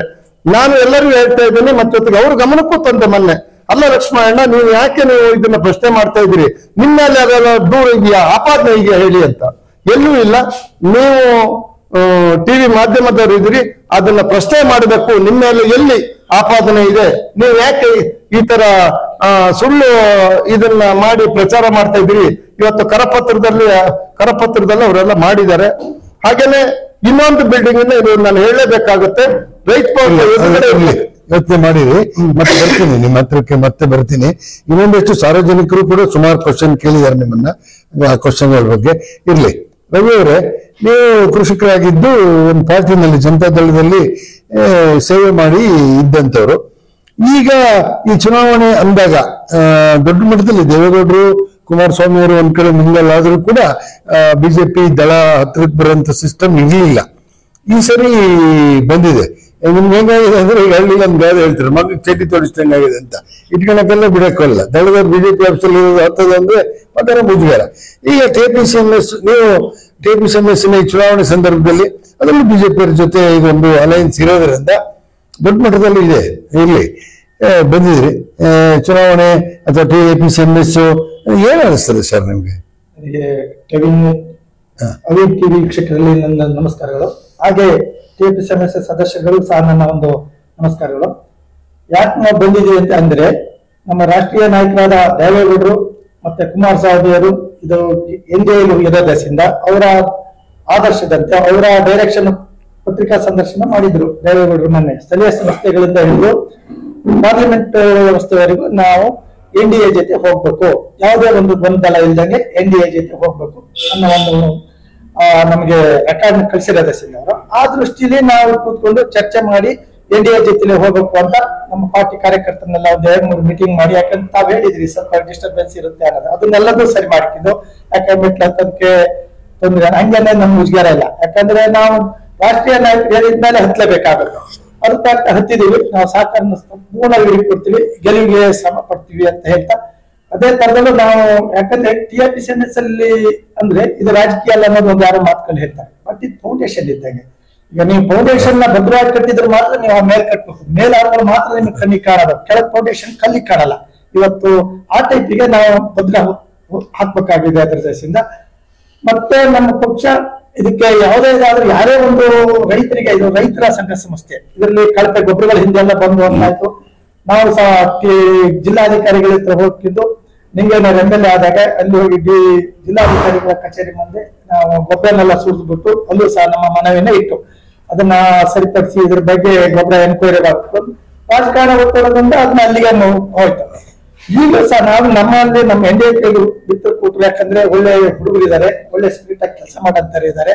ಹಳೆ ತಲೆಮಾರುಗಳಿಗೆ ಯಾಕಂದ್ರೆ ಅವರಿಗೆ ಹೊಸ ಕಾನ್ಸೆಪ್ಟ್ ಇರಲ್ಲ, ಇರಲ್ಲ ಅಂತ ಹೇಳಲ್ಲ, ಸ್ವಲ್ಪ ನಿಧಾನಕ್ಕೆ ಮಾಡ್ತಾ ಹೋಗ್ತಾರೆ. ಈಗಿನ ಹೊಸ ಬಾಡಿ ನೋಡಿದ್ರೆ ಈ ಸತಿ ಚುನಾವಣೆಗೆ ಕಣಕ್ಕಿಳಿದರು ತುಂಬಾ ಸ್ಪೀಟ್ ಆಗಿದ್ದಾರೆ. ಹೊಸ ಏನಾದ್ರು ಒಂದು ಕಾರ್ಯಕ್ರಮ ಮಾಡ್ಬೋದು ಅನ್ನೋದು ಒಂದು ಅವರಲ್ಲೂ ಇದೆ. ಅದಕ್ಕೂ ಮಾಡಲಿ ಅಂತ ಹಾರೈಸ್ತಾ, ಮತ್ತೆ ಎಲ್ಲೇ ತಪ್ಪಾದ್ರೂ ನಾವು JDS ಇಂದ ನಾವು ಪ್ರತಿಭಟನೆ ಮಾಡಿದ್ದೀವಿ. TPCMS ಅಲ್ಲಿ ಈಗ ಗೊಬ್ಬರಗಳು ಕಳಪೆ ಬಂದಂಗ್ ಮಾಡಿ, ಮತ್ತಿನ್ನ ನಾಳೆ ಮೈಲ್ ತತ್ತು ಏನೇ ತಂದಾಗ್ಲೂ ಹಿಂದೆ ಯಾಕಂದ್ರೆ 2013ರಲ್ಲಿ 14ರಲ್ಲಿ ಸರಿ ಮೇಗೂರು ಜಗ್ಗಣ್ಣವರು ಅಧ್ಯಕ್ಷರಾಗಿದ್ದು, ಅವ್ರು ಒಂದು ಇದೇ ಬಂತು. ಅದನ್ನ ರಾಜಕೀಯವಾಗಿ ಅಲ್ಲಿಂದಲ್ಲಿಗೆ ಸ್ವಲ್ಪ ಇದು ಮಾಡಿದ್ರು. ಮತ್ತೆ ಇತ್ತೀಚಿನ ದಿನಗಳಲ್ಲಿ ಎಲ್ಲ ಬೆಂಗಳೂರುಗಳು ನಾನು ಹೇಳಿದಂಗೆ TPCMSಗೆ ಕಳಪೆ ಬರ್ತಾ ಇರೋದು ನಮ್ಮ ಗಮನಕ್ಕೆ ಬಂದಿಲ್ಲ. ಬಂದಾಗ ನಾವು ವಿರೋಧ ಮಾಡ್ತೀವಿ. ಯಾಕಂದ್ರೆ ಇದು ರೈತರಿಗಿರಂತಹ ಸಂಸ್ಥೆ ಇದು. ಯಾಕಂದ್ರೆ ರೈತರು ವ್ಯವಸಾಯ ಮಾರಾಟ ಸಮಿತಿ, ಯಾಕಂದ್ರೆ ಇಲ್ಲಿ ನಮಗೆ ಅನ್ಯಾಯ ಆದ್ರೆ ನೇರವಾಗಿ ರೈತನ ಬೆನ್ನಿಗೆ ಚೂಡಿ ಹಾಕಿದಂತ ಕೆಲಸ ಆಗುತ್ತೆ. ಆ ತರದ ಕೆಲಸಗಳಾಗಕ್ಕೆ ಈ ಬಾರಿ ಬಿಡಲ್ಲ. ಒಳ್ಳೆ ಸಂಪೂರ್ಣವಾಗಿ ಕೆಲಸ ಮಾಡ್ತಾರೆ. ಮತ್ತೆ ಕೆಲವು ಗೊಂದಲಗಳು ಇದಾವೆ. ಅಂದ್ರೆ ಸ್ವಲ್ಪ ಏನೋ ಡಿಫ್ರೆನ್ಸ್ ತಾವು ಹೇಳಿದ್ರಿ, ಅದನ್ನೆಲ್ಲನೂ ಸರಿಪಡಿಸಿದ್ವಿ. ಅದನ್ನ ಮೇಲೆ ಹೈಕಮಾಂಡ್ ವೀಕ್ಷಕರನ್ನ ಕಳಿಸ್ತೀವಿ ಅಂತ ಹೇಳಿದ್ರೆ ವೀಕ್ಷಕರು ಬರ್ತಾರೆ. ಅದನ್ನ ವೀಕ್ಷಕರು ಸರ್ವೆ ಮಾಡಿ ಅವ್ರು ತಮ್ಮ ರಿಪೋರ್ಟ್ ನ ರಾಜ್ಯ ಸಮಿತಿಗೆ ಹಾಕ್ತಾರೆ. ಅವ್ರ ಮೇಲಾಧಿಕಾರಿ ಅವ್ರು ಏನ್ ಮಾಡ್ಬೇಕು ಆ ಕಾರ್ಯಕ್ರಮ ಮಾಡ್ತಾರೆ. ಅದಕ್ಕೆ ನಮ್ಮ NDAಗೆ ನಾವು ಸಪೋರ್ಟ್ ಕೊಟ್ಟು ಸಂಪೂರ್ಣ ಸಹಕಾರ ಕೊಟ್ಟು ಗೆಲುವಿಗೆ ಪ್ರಮುಖ ಪಾತ್ರ ವಹಿಸ್ತೀವಿ. ತಾವು ಈ ಸರಿ ಕ್ಯಾಂಡಿಡೇಟ್ ಸರ್? ಇಲ್ಲ, ತಮಗೂ ಸಹ ಪಕ್ಷದಿಂದ ನಿರ್ದೇಶನ ಇತ್ತು, ನೀವು ಕ್ಯಾಂಡಿಡೇಟ್ ಆಗಿ ಅಂತ. ನನ್ನ ವೈಯಕ್ತಿಕ ಏನೋ ಸ್ವಲ್ಪ ಇದರದಿಂದ ನಾನು ಒಂದೇ ಸರ್ದು ನಮ್ಮ ಅದೇ ಹೊಸಳ್ಳಿ ಮಂಜುನಾಥ್ ಎಲ್ಲಿ NDAದಲ್ಲೂ ನಮ್ಮ 50-50 ನಮ್ಗೆ ಅಷ್ಟು ಸಿಕ್ಕಿದೆ ಇಷ್ಟು ಸಿಕ್ಕಿದೆ ಅಂತ ನಾವೇನು ಬೇಡಿಕೆ ಇಟ್ಟಿಲ್ಲ. ನಮ್ಮಲ್ಲಿ 8ರಲ್ಲಿ 4 ನಮ್ಮ ತೃಪ್ತಿ ಪಡ್ತೀವಿ, 4 ಇರ್ಬೋದು ಅಂತ. ಅದು ಗೆದ್ಮೇಲೆಲ್ಲ ಒಂದೇ NDA ಅಭ್ಯರ್ಥಿ ಅಂದ್ರೆ ಆ ಪಕ್ಷದರು ಈ ಪಕ್ಷದರು ಅನ್ನೋ ಪ್ರಶ್ನೆ ಅಲ್ಲ. ಬಿಜೆಪಿಯವರು JDS ಅನ್ನೋ ಮತದಾರರು ಗೊಂದಲ ಆಗ್ಬಾರ್ದು. ಯಾಕಂದ್ರೆ ಒಂದೇ ಸೈಡ್ ಆದ್ರೂ ಸ್ವಲ್ಪ ಮತದಾರರಿಂದ ಗೊಂದಲ ಇರ್ತದೆ ಅನ್ನೋದಕ್ಕೆ ನಾವು ಕೂತ್ಕೊಂಡು ನಮ್ಮ ಕ್ಯಾಂಡಿಡೇಟ್ ಅವರು ಕೊಟ್ಟಿದ್ವಿ. ಅವರು ಅನೌನ್ಸ್ಮೆಂಟ್ ಮಾಡಿದ್ದಾರೆ. ಸುಗಮವಾಗಿ ಎಲೆಕ್ಷನ್ ನಡೆಸಿಕೊಡ್ತಾರೆ. ಒಳ್ಳೆ ಗ್ರೂಪ್ ಅಲ್ಲಿ ಹೋಗ್ತೀವಿ, ಯಾವುದೇ ಗೊಂದಲಗಳಿದ್ರು ನಾವು ಹಿರಿಯ ಮುಖಂಡರು ಮೂಡಿಗೆರೆ ತಾಲೂಕಲ್ಲಿ JDS ಅಲ್ಲಿ ತುಂಬಾ ಹಿರಿಯರಿದ್ದಾರೆ. ಹಿರಿಯರನ್ನು ಒಂದು ಗಮನಕ್ಕೆ ತಗೊಂಡು ಅವ್ರ ಮುಖಾಂತರ ಸಣ್ಣ ಪುಟ್ಟ ಗೊಂದಲ ಇದೆ ಬಗೆಹರಿಸಿ ಎಲೆಕ್ಷನ್ ಮಾಡ್ತೀವಿ. ಈಗ ಜನತಾದಳದವರು ಒಂದು ಕಾಂಗ್ರೆಸ್ಗೋ ಬಿಜೆಪಿಗೋ ಒಂದು ಸಪೋರ್ಟ್ ಮಾಡೋದು ಓಕೆ ಸರಿ, ಅದು ನೀವೀಗ ಜನತಾದಳ ಅಂತ ಹೇಳ್ಕೊಂತೀರಿ. ಈಗ ನಮ್ಮ ಜಿಲ್ಲೆಯ ಜಿಲ್ಲಾಧ್ಯಕ್ಷರಾದ ರಂಜನ್ ಅಜಿತ್ ಕುಮಾರ್, ಇವತ್ತು ಭಾರತೀಯವರು, ಶಾಂತಲಾ ನಾಗೇಶ್ ಅವರು, ಇವರೆಲ್ಲರೂ ಜನತಾದಳದವರು. ಹಾಗಾದ್ರೆ ಅವರೆಲ್ಲ ಟಾಪ್ ಲೀಡರ್ಸ್ ಅಂತ ಅವ್ರು ಹೇಳ್ಕೊಂತಾರೆ. ನಾವು ಹೇಳ್ತೀವಿ ಬಿಜೆಪಿ ಜೊತೆ ಅಂತ, ಅವರು ಕಾಂಗ್ರೆಸ್ನವ್ರ ಜೊತೆ ಮರ್ಜಿಗೆ MK ಲಕ್ಷ್ಮಣ್ ಗೌಡ್ರು, ಅನಂತು, ಹಿಂಗ್ ಸುರೇಶ್ ಅವರು ಹಂಗಿದ್ದಾರೆ. ಹಾಗಾದ್ರೆ ಜನತಾದಳ ಕಾಂಗ್ರೆಸ್ಗೆ ಸಪೋರ್ಟ್ ಮಾಡ್ತಾ ಇದೆಯಾ ಇಲ್ಲಿ ಅಥವಾ ಬಿಜೆಪಿ? ಕಾಂಗ್ರೆಸ್ಗೆ ಕೆಲವು ಮೊನ್ನೆ ಇತ್ತೀಚಿನ ದಿನ ಬಂದ ಕೆಲವರು ಬಂದ್ರು ಹೋಗ್ತಾ ಇರ್ತಾರೆ. ಯಾಕಂದ್ರೆ ನಾವು ಕಮ್ಮಿ ಈ ಜಿಲ್ಲಾಧ್ಯಕ್ಷರು ಹೈಕಮಾಂಡ್ ತಗೊಳುತ್ತೆ, ಹೈಕಮಾಂಡ್ ಗಮನಿಸಿದ್ದೀವಿ. ನೀವು ಜಿಲ್ಲಾ ಅಧ್ಯಕ್ಷರಾದವ್ರು ಇದ್ ಮಾಡ್ತಾ ಇದ್ದೀರಿ ಅಂದ್ರೆ ಅದು ಯಾಕಂದ್ರೆ ಇವರು ಈಗ ಏನ್ ಹೇಳ್ತಾ ಬರ್ತಾ ಇದ್ದಾರೆ, ಚಿಹ್ನೆ ಇಲ್ಲ ಅಂತ ಹೇಳ್ತಾ ಇದ್ದಾರೆ. ಚಿಹ್ನೆ ಇಲ್ಲ, ಯಾವ್ದೋ ನಾವು ಆದ್ರೆ ಪಟ್ಟಣ ಪಂಚಾಯತಿ ಚಿಹ್ನೆ ಇತ್ತಲ್ಲ, ಅದನ್ನು ನಾವು ಮತದಾರರ ಗಮನಕ್ಕೆ ತರಕ್ಕೆ ಇಷ್ಟಪಡ್ತೀವಿ. ಅದು ಮತದಾರರು ತಕ್ಕ ಶಿಕ್ಷೆ ಕೊಡ್ತಾರೆ ಅದಕ್ಕೆ. ಈಗ ನಾವು ಹೇಳ್ತೀವಿ ಹೈಕಮಾಂಡ್ ಕೇಳ್ತೀವಿ ಅಂತಲ್ಲ, ಮತದಾರರೇ ಪ್ರಭು. ಮತದಾರರು ಆಕ್ಚುಲಿ ಒಂದು ನಿರ್ಧಾರ ಮಾಡ್ಬೇಕು. ಪಟ್ಟಣ ಪಂಚಾಯತಿಲಿ ಏನಾಯ್ತು, ಮೊನ್ನೆ ಏನಾಯ್ತು, ಅದು ಚಿಹ್ನೆ ಇರ್ಲಿಲ್ವಾ, ಕ್ವಶನ್ ಮಾಡ್ಬೇಕು. ಇವತ್ತು ನಾವು ಹೋದಲ್ಲಿ ನಾವು ಇವತ್ತು ಮತದಾರರು ಮನವಿ ಮಾಡ್ಕಿರ್ತೀವಿ. ಆ ತರಗಳೇನಾದ್ರು ಸುದ್ದಿಗಳನ್ನ ಯಾರು ಹಾಡಿದ್ರೆ ತಮ್ಮ ನೀವು ಹೇಳ್ಬೇಕು. ಯಾಕಂದ್ರೆ ಪಟ್ಟಣ ಪಂಚಾಯತಿಯಲ್ಲಿ ನಿಮಗೆ ಚಿಹ್ನೆ ಇರ್ಲಿಲ್ವಾ, ಇದು ಚಿಹ್ನೆ ಇಲ್ಲ, ಇದು ಪಕ್ಷ ಇಲ್ಲ, ಪಾರ್ಟಿ ಇಲ್ಲ, ಓಕೆ, ಇದು ಸಹಕಾರ ಸಂಘ, ಇದು ಎಲ್ಲರಿಗೂ ಗೊತ್ತಿರೋಂಥದ್ದು. ಪಟ್ಟಣ ಪಂಚಾಯತಿಯಲ್ಲಿ ಚಿಹ್ನೆ ಇತ್ತಲ್ಲ, ಇದನ್ನು ನನ್ ಕೂತು ಸಹ ನಿಮಗ್ ಗೊತ್ತಿರೋ ವಿಚಾರಗಳು ಏನೇನ್ ನಡೀತಾ ಇದೆ ನಾವು ಹೇಳಕ್ ಕೂತು ನೀವೆಲ್ಲ ತಿಳಿದಿದ್ದೀರಿ. ನೀವೇ ನೇರವಾಗಿ ಟಿವಿಲಿ ಖಂಡನೆ ಮಾಡಿದ್ರೆ ನಮ್ಗೆ ಸ್ವಲ್ಪ ಫ್ರೀ ಆಗುತ್ತೆ, ನಮ್ದು ಸ್ವಲ್ಪ ಜನ ಬೆಂಬಲ ಸಿಗ್ತದೆ ಅಂತ ತಮ್ಮಲ್ಲಿ. ಮೂಡಿಗೆರೆ ಜನತೆಯಲ್ಲಿ ಹೆಂಗಾಗಿದ್ದಾರೆ ಅಂದ್ರೆ, ದಳ ಅಂತ ಹೋರಾಟ ಮಾಡಿ ಬಿಜೆಪಿಯವ್ರ ಜೊತೆ ಕುಸ್ತಿ ಮಾಡಿ, ಕಾಂಗ್ರೆಸ್ನವ್ರ ಜೊತೆ ಕುಸ್ತಿ ಮಾಡಿ, ಕೇಸ್ ಹಾಕ್ಸ್ಕೊಂಡು 3 ಸರಿ MLA ಮಾಡಿದಂತ ಮೂಡಿಗೆರೆ ಜನತಾದಳದ MLA ಕಾಂಗ್ರೆಸ್ ಅಲ್ಲಿದ್ದಾರೆ. ಕಾಂಗ್ರೆಸ್ನವ್ರ ಜೊತೆ ಹೋರಾಟ ಮಾಡಿ ಕುಸ್ತಿ ಮಾಡಿ ಜೈಲಿಗೆ ಹೋಗಿ ಕೇಸ್ ಇನ್ನೂ ಹೋಗವಿಲ್ಲ ಪುಟ್ಟಣ್ಣ, ಹಿಂಗೆಲ್ಲ ಮಾಡಿ ಗೆಲ್ಲಿಸಿದ ಒಬ್ಬ MLA ಕಾಂಗ್ರೆಸ್ ಅಲ್ಲಿದ್ದಾರೆ. ಈಗ ಮೂಡಿಗೆರೆನಲ್ಲಿ ಮಾಜಿಗಳೆಲ್ಲ ಕಾಂಗ್ರೆಸ್. ಈ ಹಾಲಿಗಳನ್ನ ಹೊಸ ಹುಡುಕಬೇಕಾದ ಪರಿಸ್ಥಿತಿ ನಿಮ್ಗೆ ದಳಕ್ಕಾದ್ರೂ ಬಿಜೆಪಿಗಾದ್ರೂ ಬಂದಿದೆ. ಹಾಗಾಗಿ ಇವತ್ತು ಮತದಾರ ಒಂದು ಗೊಂದಲದಲ್ಲಿ ಇಲ್ಲ. ಮತದಾರ ಪಾರ್ಟಿ ಪ್ರಿನ್ಸಿಪಾಲ್ ಇದ್ದಂಥವರೆಲ್ಲ ಒಂದು ಪಾರ್ಟಿನಲ್ಲಿ ಇದ್ದಾರೆ. ಅದ್ರಲ್ಲಿ ನಾಯಕರದ್ದು ಗೊಂದಲ, ಈಗ ಈ ನಾಯಕರದೇ ಗೊಂದಲ ಜಾಸ್ತಿ. ಚುನಾವಣೆ ಬಂದಾಗ ಹಿಂಗೆ ಹೈಕಮಾಂಡ್ ಹೇಳಿದೆ ಮರ್ಜ್ ಆಗೋದು ಓಕೆ, ಆದ್ರೆ ಮರ್ಜ್ ಆಗೋದ್ರಲ್ಲೇ 2 ಭಾಗ 3 ಭಾಗ, ಜಿಲ್ಲಾಧ್ಯಕ್ಷ ಒಂದ್ ಕಡೆ, ತಾಲೂಕಾಧ್ಯಕ್ಷ ಒಂದ್ ಕಡೆ, ಇದು ಜನಗಳಲ್ಲಿ ಗೊಂದಲ ಸೃಷ್ಟಿ ಮಾಡಿ ಟೋಟಲಿ ಹೇಳ್ಬೇಕು ಅಂದ್ರೆ ಇದಕ್ಕೆ ರಾಜಕೀಯ ಅಂತ ಇರ್ಬೋದು. ಆಯ್ತು, ಓಕೆ ರವಿಯವರೇ. ಈಗ ಪುಟ್ಟಣ್ಣವ್ರೆ, ಈಗ ಮುಟ್ಟಿದ್ದೆಲ್ಲ ಚಿನ್ನ ಅಂತ ಹೇಳ್ತಾರೆ. ನೀವು ಎಲ್ಲಿ ಹೋದ್ರು, ಯಾವುದೇ ರಂಗದಲ್ಲಿ ಇದ್ರು ಅಲ್ಲಿ ಸಕ್ಸಸ್ ಆಗಿ ಬಂದಿದ್ದೀರಿ. ಕಳೆದ ಸರಿ ಬಿಜೆಪಿ ಜೊತೆನೆ ಇದ್ರಿ, ಬಿಜೆಪಿಲಿ ಒಂಚೂರು ಮುಜುಗರ ಆಯ್ತು, ಅದು ಬಿಜೆಪಿನ ಬಿಟ್ಟು ಹೋಗ್ಲಿಲ್ಲ ನೀವು. ಹಾಗಾಗಿ ಬಿಜೆಪಿಲಿ ಮತ್ತೆ ವಾಪಸ್ ಉಳ್ಕೊಂಡ್ರಿ. ಬಹಳ ದೊಡ್ಡ ಪೋಸ್ಟಿಂಗ್ ನಿಮಗೆ ಕೊಟ್ಟಿದ್ದಾರೆ, ಗೌರವಿಸ್ತಾರೆ, ನಿಮ್ ಜೊತೆ ಜನ ಇದ್ದಾರೆ, ಆರ್ಥಿಕವಾಗಿ ಚೆನ್ನಾಗಿದ್ದಾರೆ, ಪ್ರಾಮಾಣಿಕ ಅನ್ನೋದಕ್ಕಾಗಿ ನಿಮ್ ಜೊತೆ ಒಂದಷ್ಟು ಜನ ಇದ್ದಾರೆ. ಅವರು ಬಿಜೆಪಿಯನ್ನು ಬಿಟ್ಬಿಡಿ, ಕಾಂಗ್ರೆಸ್ ಆಗಲಿ ದಳ ಆಗಲಿ ಕಾಮನ್ ಮೆಂಬರ್ಸ್ ಏನು ಸ್ನೇಹಿತರು ಎಲ್ಲ ನಿಮಗೆ ಗೌರವನ ಕೊಟ್ಟಿರ್ತಕ್ಕಂಥದ್ದು. ಈಗ DK ಶಿವಕುಮಾರ್ ಕಾಂಗ್ರೆಸ್ ಅಲ್ಲಿ ಹಂಗೆ ಬಿಜೆಪಿನಲ್ಲಿ ಪುಟ್ಟಣ್ಣ ಅಂತ ಹೇಳಿ ಹಿಂದೇನು ನೀವು ಕೇರಳದಲ್ಲಿ ಬಾಟು ಆರಿಸ್ದಾಗಲಿಂದ ನಿಮ್ಗೆ ಹೇಳ್ತಾ ಬಂದಿದ್ದಾರೆ. ನೀವು ಇಷ್ಟು ವರ್ಷ ಈ ಸಹಕಾರಿ ಸಂಘದಲ್ಲಿ ಬೇರೆ ಕಡೆ ಇದ್ರೆ ಗೊತ್ತಿಲ್ಲ, ಅದು ಈ ಸಾರಿ ನೀವಾಗ ಏನಾದ್ರು ಬಯಸಿದ್ರ ನಾನು TPCMCಗೆ ಹೋಗ್ಬೇಕು ಅಂತ, ಅಥವಾ ಪಕ್ಷ ಒಬ್ಬ ಸಮರ್ಥ ನಾಯಕ ಇವನು TPCMCಗೆ ಹೋಗ್ಲಿ ಅಂತ ಹೇಳಿದ್ದೆ ಸರ್? ಇಲ್ಲ, ನಾವಾಗೇನು ಬಯಸಿರ್ಲಿಲ್ಲ. ಅದರಲ್ಲಿ 10-12 ಜನ ಎಲ್ಲರೂ ಕೂಡ ಒಂದು ಪಕ್ಷ ಕೇಳಿತ್ತು, ಯಾರ್ಯಾರು ಆಕಾಂಕ್ಷಿಗಳು ಇದೀರಾ ಅಂತ ಹೇಳಿ. ಆ ಟೈಮಲ್ಲಿ ಎಲ್ಲರೂ ಕೂಡ ಆಕಾಂಕ್ಷಿಗಳನ್ನ ಪಟ್ಟಿ ಮಾಡ್ಬಿಟ್ಟು ಒಂದು ಮುಖಂಡರಿಗೆ ಇಟ್ಟಾದಾಗ ಅದ್ರ ನಂತರ ಅದ್ರಲ್ಲೆಲ್ಲ ಆಯ್ಕೆ ಮಾಡಿದ್ರು ಏನೇನ್ ಮಾಡ್ಬೋದು. ಕೆಲವರೆಲ್ಲ ನಮ್ಮಲ್ಲಿ 8 ಜನ 10 ಜನ ಇದ್ದಂತ ಮನೋಜ್ ಇರ್ಬೋದು, ನಮ್ಮ ವಿಶ್ವ ಇರ್ಬೋದು, ಆಮೇಲೆ ಸುಂದರೇಶ್ವರ ಇದ್ದಾರೆ, ಆಮೇಲೆ ಮೋಹನ್ ಇದ್ದಾರೆ, ಹಲವಾರು ಜನ ಎಲ್ಲ ಕೊಟ್ಟಿದ್ರು. ಅದ್ರ ನಂತರ ಎಲ್ಲರೂ ಕೂಡ ಇಲ್ಲ ಅವನು ಪುಟ್ಟನೇ ಆಗ್ಲಿ ನಮ್ಮೊಟ್ಟಿಗೆಲ್ಲ ನಿಲ್ತಾರೆ ಅನ್ನೋ ಒಂದು ಮನೋಭಾವದಿಂದ ಕೊಟ್ಟಿದ್ದಾರೆ. ಮುಟ್ಟಿದೆಲ್ಲ ಚಿನ್ನ ಆಗುತ್ತೆ ಅಂತಲ್ಲ, ಎಲ್ಲರೂ ಏನ್ ಬೇಕಾದ್ರೂ ಆಗ್ಬೋದು. ಹಾಗಾಗಿ ಪಕ್ಷ ನಮ್ಗೊಂದು ಜವಾಬ್ದಾರಿ ಕೊಟ್ಟಾಗ ಆ ಪಕ್ಷ ಜವಾಬ್ದಾರಿ ನಾವು ಕೊಟ್ಟಿದ್ನ ಎಲ್ರು ಕೂಡ ಅಧಿಕಾರ ಇರ್ಬೋದು, ಜವಾಬ್ದಾರಿ ಇರ್ಬೋದು, ಅದು ಎಲ್ಲದೂ ಕೂಡ ಕೊಡೋಂಥದ್ದು 4 ಜನಕ್ಕೆ ಸಿಗಂತದಕ್ಕೆ. ಆದ್ರೆ ನನಗೆ ಅದು ಉಪಯೋಗಿಸೋದಕ್ಕೆ, ನನ್ನ ಸ್ವಂತಕ್ಕೆ ಯಾವ್ದು ಕೂಡ ಮಾಡ್ಕೊಳ್ಲೇಬಾರ್ದು, ಯಾವ ಜವಾಬ್ದಾರಿ ಕೊಟ್ಟಾರಿರ್ಬೋದು ತಗೊಂಡಾರಿರ್ಬೋದು ಎಲ್ರು ಕೂಡ ಸಾರ್ವಜನಿಕ ತಲುಪಂತ ಕೆಲಸನ ಮಾಡ್ಬೇಕಾಗುತ್ತೆ. ಹಾಗಾಗಿ ಎಲ್ರಿಗೂ ಕೂಡ ಈ ಸಂದರ್ಭದಲ್ಲಿ ಇವತ್ತು ಚುನಾವಣೆ ನಡೀತಾ ಇದೆ, ಎಲ್ಲ ಕಡೆನೂ ಕೂಡ ನಾವು ಕ್ಯಾಂಪೇನ್ ಮಾಡ್ತಾ ಇದೀವಿ. ಎಲ್ರಿಗೂ ಒಂದೇ ನಿಮ್ಮ ಟಿವಿ ಮೂಲಕ ಹೇಳೋದು, ಈ ಬಾಡಿನ ಗೆಲ್ಸಿ 8 ಜನಕ್ಕೆ ಓಟ್ ಕೊಟ್ಟು ಅದನ್ನ ಮುಂದಿನ ದಿನಗಳಲ್ಲಿ ನೀವು ಹೊಸ ಬದಲಾವಣೆನ ನಮ್ಮ ಮನಸ್ಸಲ್ಲಿ ಇನ್ನೂ ಕೂಡ ಚೇಂಜಸ್ ಈಗಾಗಲೇ ಹೇಳಿದ್ರು ಅಧ್ಯಕ್ಷರು, ನಮ್ಮ ಬದಲಾವಣೆಗಳನ್ನ ಏನೇನ್ ಮಾಡ್ತೀವಿ, ಯಾವ ತರ ರೂಪರೇಷೆಗಳನ್ನ ತರ್ತೀವಿ ಅನ್ನೋದನ್ನ ಸಂಪೂರ್ಣವಾಗಿ ನಮ್ಮ ಅಧ್ಯಕ್ಷರು ಹೇಳಿದ್ದಾರೆ. ಈಗ ಒಂದು ಪಟ್ಟಿ ಹೇಳ್ಬೋದಾ ಸರ್? ಎಷ್ಟು ಒಟ್ಟು 8 ಸೀಟು, ಆ 8 ಸೀಟಲ್ಲಿ ಯಾರ್ಯಾರು ಕ್ಯಾಂಡಿಡೇಟ್ ಅಂತ ಡಿಕ್ಲೇರ್ ಆಗಿದ್ರೆ ಹೇಳ್ಬೋದು. ಜನರಲ್ ಇಂದ ಅನುಕುಮಾರ್ ಅಂದ್ರೆ ಪುಟ್ಟಣ್ಣ, ಇನ್ನೊಂದು ನಾವು NDA ಕ್ಯಾಂಡಿಡೇಟ್, ಇನ್ನೊಂದು ಹೊಸಳ್ಳಿ ಮಂಜುನಾಥ್ ಅಣ್ಣ ಪ್ರಧಾನರು ಅಂತೀವಿ, ಬಣಕಲ್ ಹೊಸಳ್ಳಿ, ಇನ್ನೊಂದು BCM ಬಿ ಇಂದ ಚಂದ್ರೇಶು, ಇನ್ನ ಮಹಿಳಾ ಕ್ಯಾಂಡಿಡೇಟ್ ಒಂದು ವಿದ್ಯಾರಾಜು, ಇನ್ನೊಂದು ಮಹಿಳಾ ಕ್ಯಾಂಡಿಡೇಟ್ ಗೌರಮ್ಮ ಅಂತೇಳಿ ಕುನ್ನಳ್ಳಿ ಗೌರಮ್ಮ, ಇನ್ನ SC ಕ್ಯಾಂಡಿಡೇಟ್ ಗಣೇಶ್ ಕೆಸೋಳದು, ಇನ್ನ ST ಕ್ಯಾಂಡಿಡೇಟ್ ರಮೇಶ್ ಅಂತೇಳಿ ಅವರು ಕುನ್ನಳ್ಳಿಯವರೇ, ಟೈಲರ್ ರಮೇಶ್ ಅಂತೇಳಿ, ಇನ್ನ ಇಲ್ಲ ಆಯ್ತು 8 ಜನ ಹೇಳಿದ್ರು. ಶೇಖರ್ ಪೂಜಾರ್ ಅಂತೇಳಿ ಇದ್ರವರು ಎಲ್ಲಿ ಹೊರಟ್ಟಿ ಹಿಂಗೆ 8 ಕ್ಯಾಂಡಿಡೇಟ್ ನಿನ್ನೆ ರಾತ್ರಿ 8-9 ಗಂಟೆಗೆ ಅನೌನ್ಸ್ ಮಾಡಿದ್ವಿ, ಫೈನಲ್ ಮಾಡಿ. ಓಕೆ, ಅದು ನಿಮ್ಮ ವ್ಯಕ್ತಿತ್ವದ ಮೇಲೆ, ನೀವು ಮಾಡಿರ್ತಕ್ಕಂಥ ಸೇವೆ ಮೇಲೆ. ನಾನು ಈ ಮುದ್ರಮನೆ ಕೃಷ್ಣಗೌಡರು ಏನ್ TPCMS ಅಧ್ಯಕ್ಷರಾಗಿದ್ದ ಅವತ್ತಿನ ಕಾಲದಲ್ಲಿ, ಅವತ್ತಿಂದ ಇಲ್ಲಿ ತನಕ ನೋಡ್ತಾ ಬಂದ್ರೆ ನಿಮ್ಮ ಗೋಣಿಬೀಡು ಸೊಸೈಟಿನೂ ಸೇರಿ ಎಲ್ಲ ಸೊಸೈಟಿ ಅಧ್ಯಕ್ಷರುಗಳಾಗ್ಲಿ, ಒಂದು ಪದಾಧಿಕಾರಿಗಳಾಗ್ಲಿ, ನಿರ್ದೇಶಕರುಗಳಾಗ್ಲಿ ಒಂದು ದಾರಿ ತಪ್ಪಿದ್ದು ಭ್ರಷ್ಟಾಚಾರ ಮಾಡಿದಂಥದ್ದು ಇಲ್ಲ. ಮುಂಚೆ ಏನಾಗ್ತಿತ್ತು ಅಂದ್ರೆ ಸೆಕ್ರೆಟರಿ ಬೈಕಲ್ಲಿ ಅಧ್ಯಕ್ಷರು ಕೂತ್ಕೊಂಡು ಹೋಗೋ ಪರಿಸ್ಥಿತಿ ಇತ್ತು.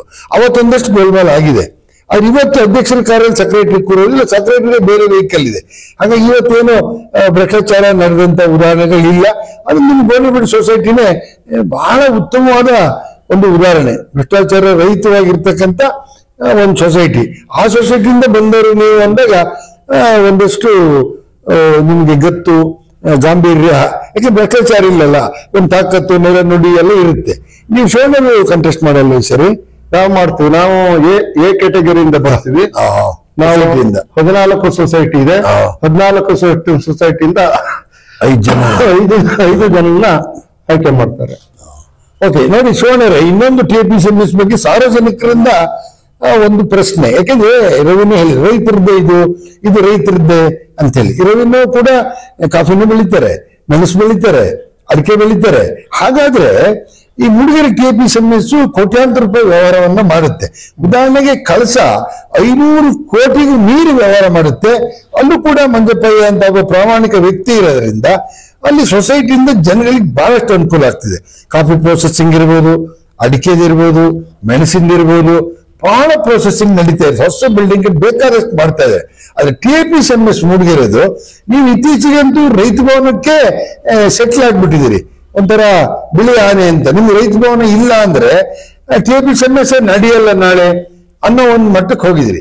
ನಿಮ್ಮ TPCMS ಇಂದ ರೈತರಿಗೆ ಇವತ್ತೇನು ಗೊಬ್ಬರ ಒಂದು ಸಿಗ್ತಾ ಇದೆ ಬಿಟ್ರೆ ಸ್ಪೇರ್ ಪಾರ್ಟ್ಸ್ ಬಹಳ ಕಡಿಮೆ. ಈ ಮೂಡಿಗೆರೆ ಮೇಲೆ 100 ಸ್ಪೇರ್ ಪಾರ್ಟ್ಸ್ ಅಂಗಡಿ, ಅದು ನಿಮ್ದೊಂದು ಬಹಳ ಚಿಕ್ಕ ಅಂಗಡಿ. ಅದ್ರಲ್ಲಿ ಬಹಳ ದೊಡ್ಡ ಮಹತ್ವದ ರೈತರಿಗೆ ಅನುಕೂಲ ಆಗಂತ ಎಲ್ಲಾ ಸ್ಪೇರ್ ಪಾರ್ಟ್ ಸಿಗುತ್ತೆ ಅಂತ ಇಲ್ಲ. ಮುಂಚೆ ಟಿಲ್ಲರ್ ಇಟ್ಟಿರಿ, ಟಿಲ್ಲರ್ ಇಲ್ಲ ಬಿಡಿ, ಟಿಲ್ಲರ್ ಕಡಿಮೆ ಆಗಿದೆ. ತೋಟ ಇಟ್ಟಿರಿ, ಹೊರಗಡೆನೆ ಕಮ್ಮಿ. TPCMS ಎಲ್ಲ ರೇಟ್ ಜಾಸ್ತಿ. ಹಾಗಾಗಿ ಈ ರೈತರಿಗೆ ಇತ್ತೀಚೆಗೆ ವಾಹನಗಳು ಸಾಕಷ್ಟು ಬರ್ತಾ ಇದಾವೆ ಮೂಡಿಗೆರೆಗೆ. ಅಂದ್ರೆ ವಾಹನಗಳಿಗೆ ಬೇಕಾದಂತ ಒಂದು ಆಯಿಲ್ ಸೆಂಟರ್, ದೊಡ್ಡ ಮಟ್ಟದ್ದು ಆಯಿಲ್ ಸೆಂಟರ್ ಇರುವುದು, ಸ್ಪೇರ್ ಪಾರ್ಟ್ಸ್ ಉಳಿದಂತ ಎಲ್ಲದೂ ಕೂಡ ಮಾಡಕ್ ಆಗ್ತಾ ಇಲ್ಲ ನಿಮ್ಗೆ. ನೀವು ಗೊಬ್ಬರದ ಅಂಗಡಿ ಆಮೇಲೆ ರೈತ ಭವನಕ್ಕೆ ಫಿಕ್ಸ್ ಆಗಿದ್ದೀರಿ. ಯಾಕೆ ಸರ್, ಸಾಧ್ಯ ಇಲ್ವಾ? ಇಲ್ಲ, ಸಾಧ್ಯ ಇದೆ. ಈಗಾಗಲೇ ಪುಟ್ಟಣ್ಣ ಹೇಳಿದಾರೆ ಅದನ್ನ. ಮುಂದಿನ ದಿನದಲ್ಲಿ ನಮ್ಗೆ ರೈತರಿಗೆ ಬೇಕಾದಂತ ಎಲ್ಲಾ ತರದ ಸಲಕರಣೆಗಳನ್ನ, ಸೌಲಭ್ಯಗಳನ್ನ ನಾವು ಒದಗಿಸ್ಬೇಕು ಅಂತ ಹೇಳಿ ಒಂದು ಹೊಸ ಯೋಜನೆಗಳನ್ನು ರೂಪರೇಷನ ಮಾಡಿಟ್ಟಿದ್ದೀವಿ. ಖಂಡಿತ ಮಾಡ್ತೀವಿ ಅದನ್ನ. ಹಾರ್ಟ್ ಆಫ್ ದಿ ಟೌನ್ ಅಲ್ಲಿ ಬಹಳಷ್ಟು ದೊಡ್ಡ ಜಾಗ ಇದೆ. ಈಗ ನೀವು ನೋಡ್ತೀರಿ ಕಮರ್ಷಿಯಲ್ ಆಗಿ ಪ್ರೈವೇಟ್ನವರು ಎಷ್ಟಿಷ್ಟು ದೊಡ್ಡ ನಿಮ್ಮ TPCMS ಎದುರುಗಡೆ ಪಕ್ಕದಲ್ಲೇ ಅಷ್ಟು ದೊಡ್ಡ ಬಿಲ್ಡಿಂಗ್ ಕಟ್ತಾ ಇದ್ದಾರೆ. ಆದ್ರೆ TPCMS ಅಲ್ಲಿ ದುಡ್ಡಿದೆ, ಜಾಗ ಇದೆ, ಮತ್ತೆ ಅವಕಾಶಗಳ ಅಗತ್ಯಗಳಿದೆ ತುಂಬಾ. ಹಾಗಾಗಿ ಅಷ್ಟೆಲ್ಲ ಇದ್ರೂ ಕೂಡ ನೀವು ಹೇಳಿದ್ರಿ ಒಂದೇನೋ ಪ್ರಾಬ್ಲಮ್ ಆಯ್ತು ಅಂತ ಹಾಗಾಗಿ ಬಿಲ್ಡಿಂಗ್ ಕಟ್ಟೋದಕ್ಕೆ ಇನ್ನೊಂದಕ್ಕೆ ಸಮಸ್ಯೆ ಆಗಿರ್ಬೋದು. ಇನ್ನು ಪ್ಲಾನ್ ಎಲ್ಲ ನೀವು 20 ವರ್ಷದಿಂದಲೇ ಮಾಡ್ತಾನೆ ಬಂದಿರಿ, ಒಂದು ಸಕ್ಸಸ್ ಆಗ್ತಾ ಇಲ್ಲ.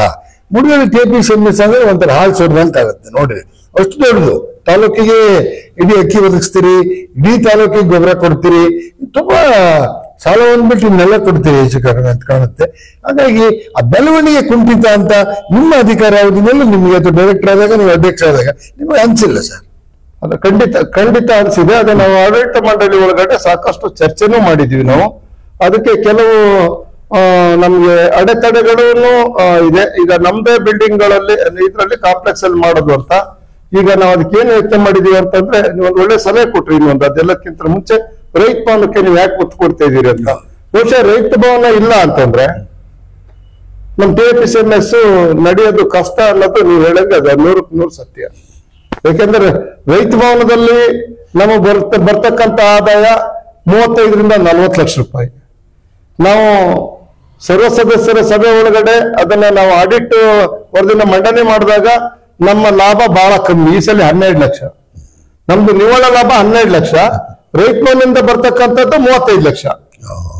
ಹಾಗಾಗಿ ನಾವು ಅದ್ರಲ್ಲೂ ನಾವು ರೈತ ಭವನನ್ನ ಬಹಳ ರೈತರಿಗೆ ಬಹಳ ಸುಲಭ ಸಿಗಂಗೆ ಬಹಳ ಕಡಿಮೆ ರೆಂಟ್ ಅಲ್ಲಿ ನಾವು ಕೊಡ್ತಾ ಇದೀವಿ. ಬಹುಶಃ ಇಡೀ ಕರ್ನಾಟಕದಲ್ಲಿ ಇಷ್ಟೊಂದು ಸೌಲಭ್ಯ ಇರ್ತಕ್ಕಂಥ ಒಂದು ವ್ಯವಸ್ಥೆ ಇರ್ತಕ್ಕಂಥ ಇದು ಇಷ್ಟು ಕಡಿಮೆ ದರದಲ್ಲಿ ನಮ್ಮ ಮದುವೆ ಕಾರ್ಯಕ್ರಮ ಮಾಡ್ತಕ್ಕಂಥವ್ರಿಗೆ ಸಿಗ್ತಾ ಇದೆ ಅಂತಂದ್ರೆ ಅದು ರೈತ ಭವನ, ಮೂಡಿಗೆರೆ ರೈತ ಭವನ. ಕೇವಲ 67,000 ರೂಪಾಯಿಗೆ ನೀವು ಒಂದು ದಿನದ ಒಂದು ಖರ್ಚಿನ ಅಷ್ಟೇ ಕೊಡೋದು. ನೀವು ನಿಮ್ಗೆ 67,000 ರೂಪಾಯಿ ಕೊಟ್ಟರು ಒನ್ ಡೇ ಬಾಡಿಗೆ ಅಷ್ಟೇ. ತಪ್ಪಾಗಿ ಮಾಡ್ಬಿಡಿ. ಏನಾಗಿದೆ, ನಾವು ತಗೊಂಡದ್ದು 45,000 ರೂಪಾಯಿ. ಹೌದು, 47, ಅದು GST ಸೇರಿ ಟ್ಯಾಕ್ಸ್ 7,000 ಚಿಲ್ಲರೆ 40,000 ಬಾಡಿಗೆ. 40,000 ರೂಪಾಯಿ ಮಾತ್ರ ನಮ್ಗೆ ರೈತ ಭವನಕ್ಕೆ ನಮ್ಗೆ ಸಂಸ್ಥೆ ಸಿಗೋಂಥದ್ದು. ಇನ್ನು 7,000 ರೂಪಾಯಿ ಟ್ಯಾಕ್ಸ್ ಹೋಗುತ್ತೆ. ಇನ್ನು ಉಳಿದ ಅಂತದ್ದು ಸೆಕ್ಯೂರಿಟಿ ಮತ್ತೆ ಜೊತೆಗೆ ಕ್ಲೀನಿಂಗ್ 15 ಜನ ಅಂತಂದ್ರೆ ಇವತ್ತೆಲ್ಲ 600-700 ರೂಪಾಯಿ ಸಂಬಳ ಇದೆ. ಅದೆಲ್ಲ ಒಟ್ಟಿಗೆ ಸೇರಿ 67,000 ಒಟ್ಟಿಗೆ ಟೋಟಲ್ ಆಗಿ 67,000. ಹಾಗಾಗಿ ಈಗ ನಿಮ್ಮ ಬಿಲ್ಡಿಂಗ್ ಜಾಗ ಎಲ್ಲ ಇರೋದ್ರಿಂದ ರೈತರ ಅನುಕೂಲತೆಗಳು ಏನು ನಿಮ್ಮ TPCMS ಬಂದು ಕೇಳ್ತಾರೆ ಸುಮಾರು ಜನ. ಇಂಥದೊಂದು ಇಲ್ಲಿ ಅಂಥದ್ದಿಲ್ಲಿ ನೀವು ಹೊರಗಡೆ ಕಳಿಸೋದಕ್ಕಿಂತ ಸುಮಾರು 100 ಕಾಂಪ್ಲೆಕ್ಸ್ ಮಾಡಿಷ್ಟು 3 ಅಥವಾ 4 ಸ್ಟೇರ್ ಮಾಡಿ ಕಟ್ಟಂತ ವ್ಯವಸ್ಥೆ ನಿಮ್ಮ TPCMS ಇದೆ.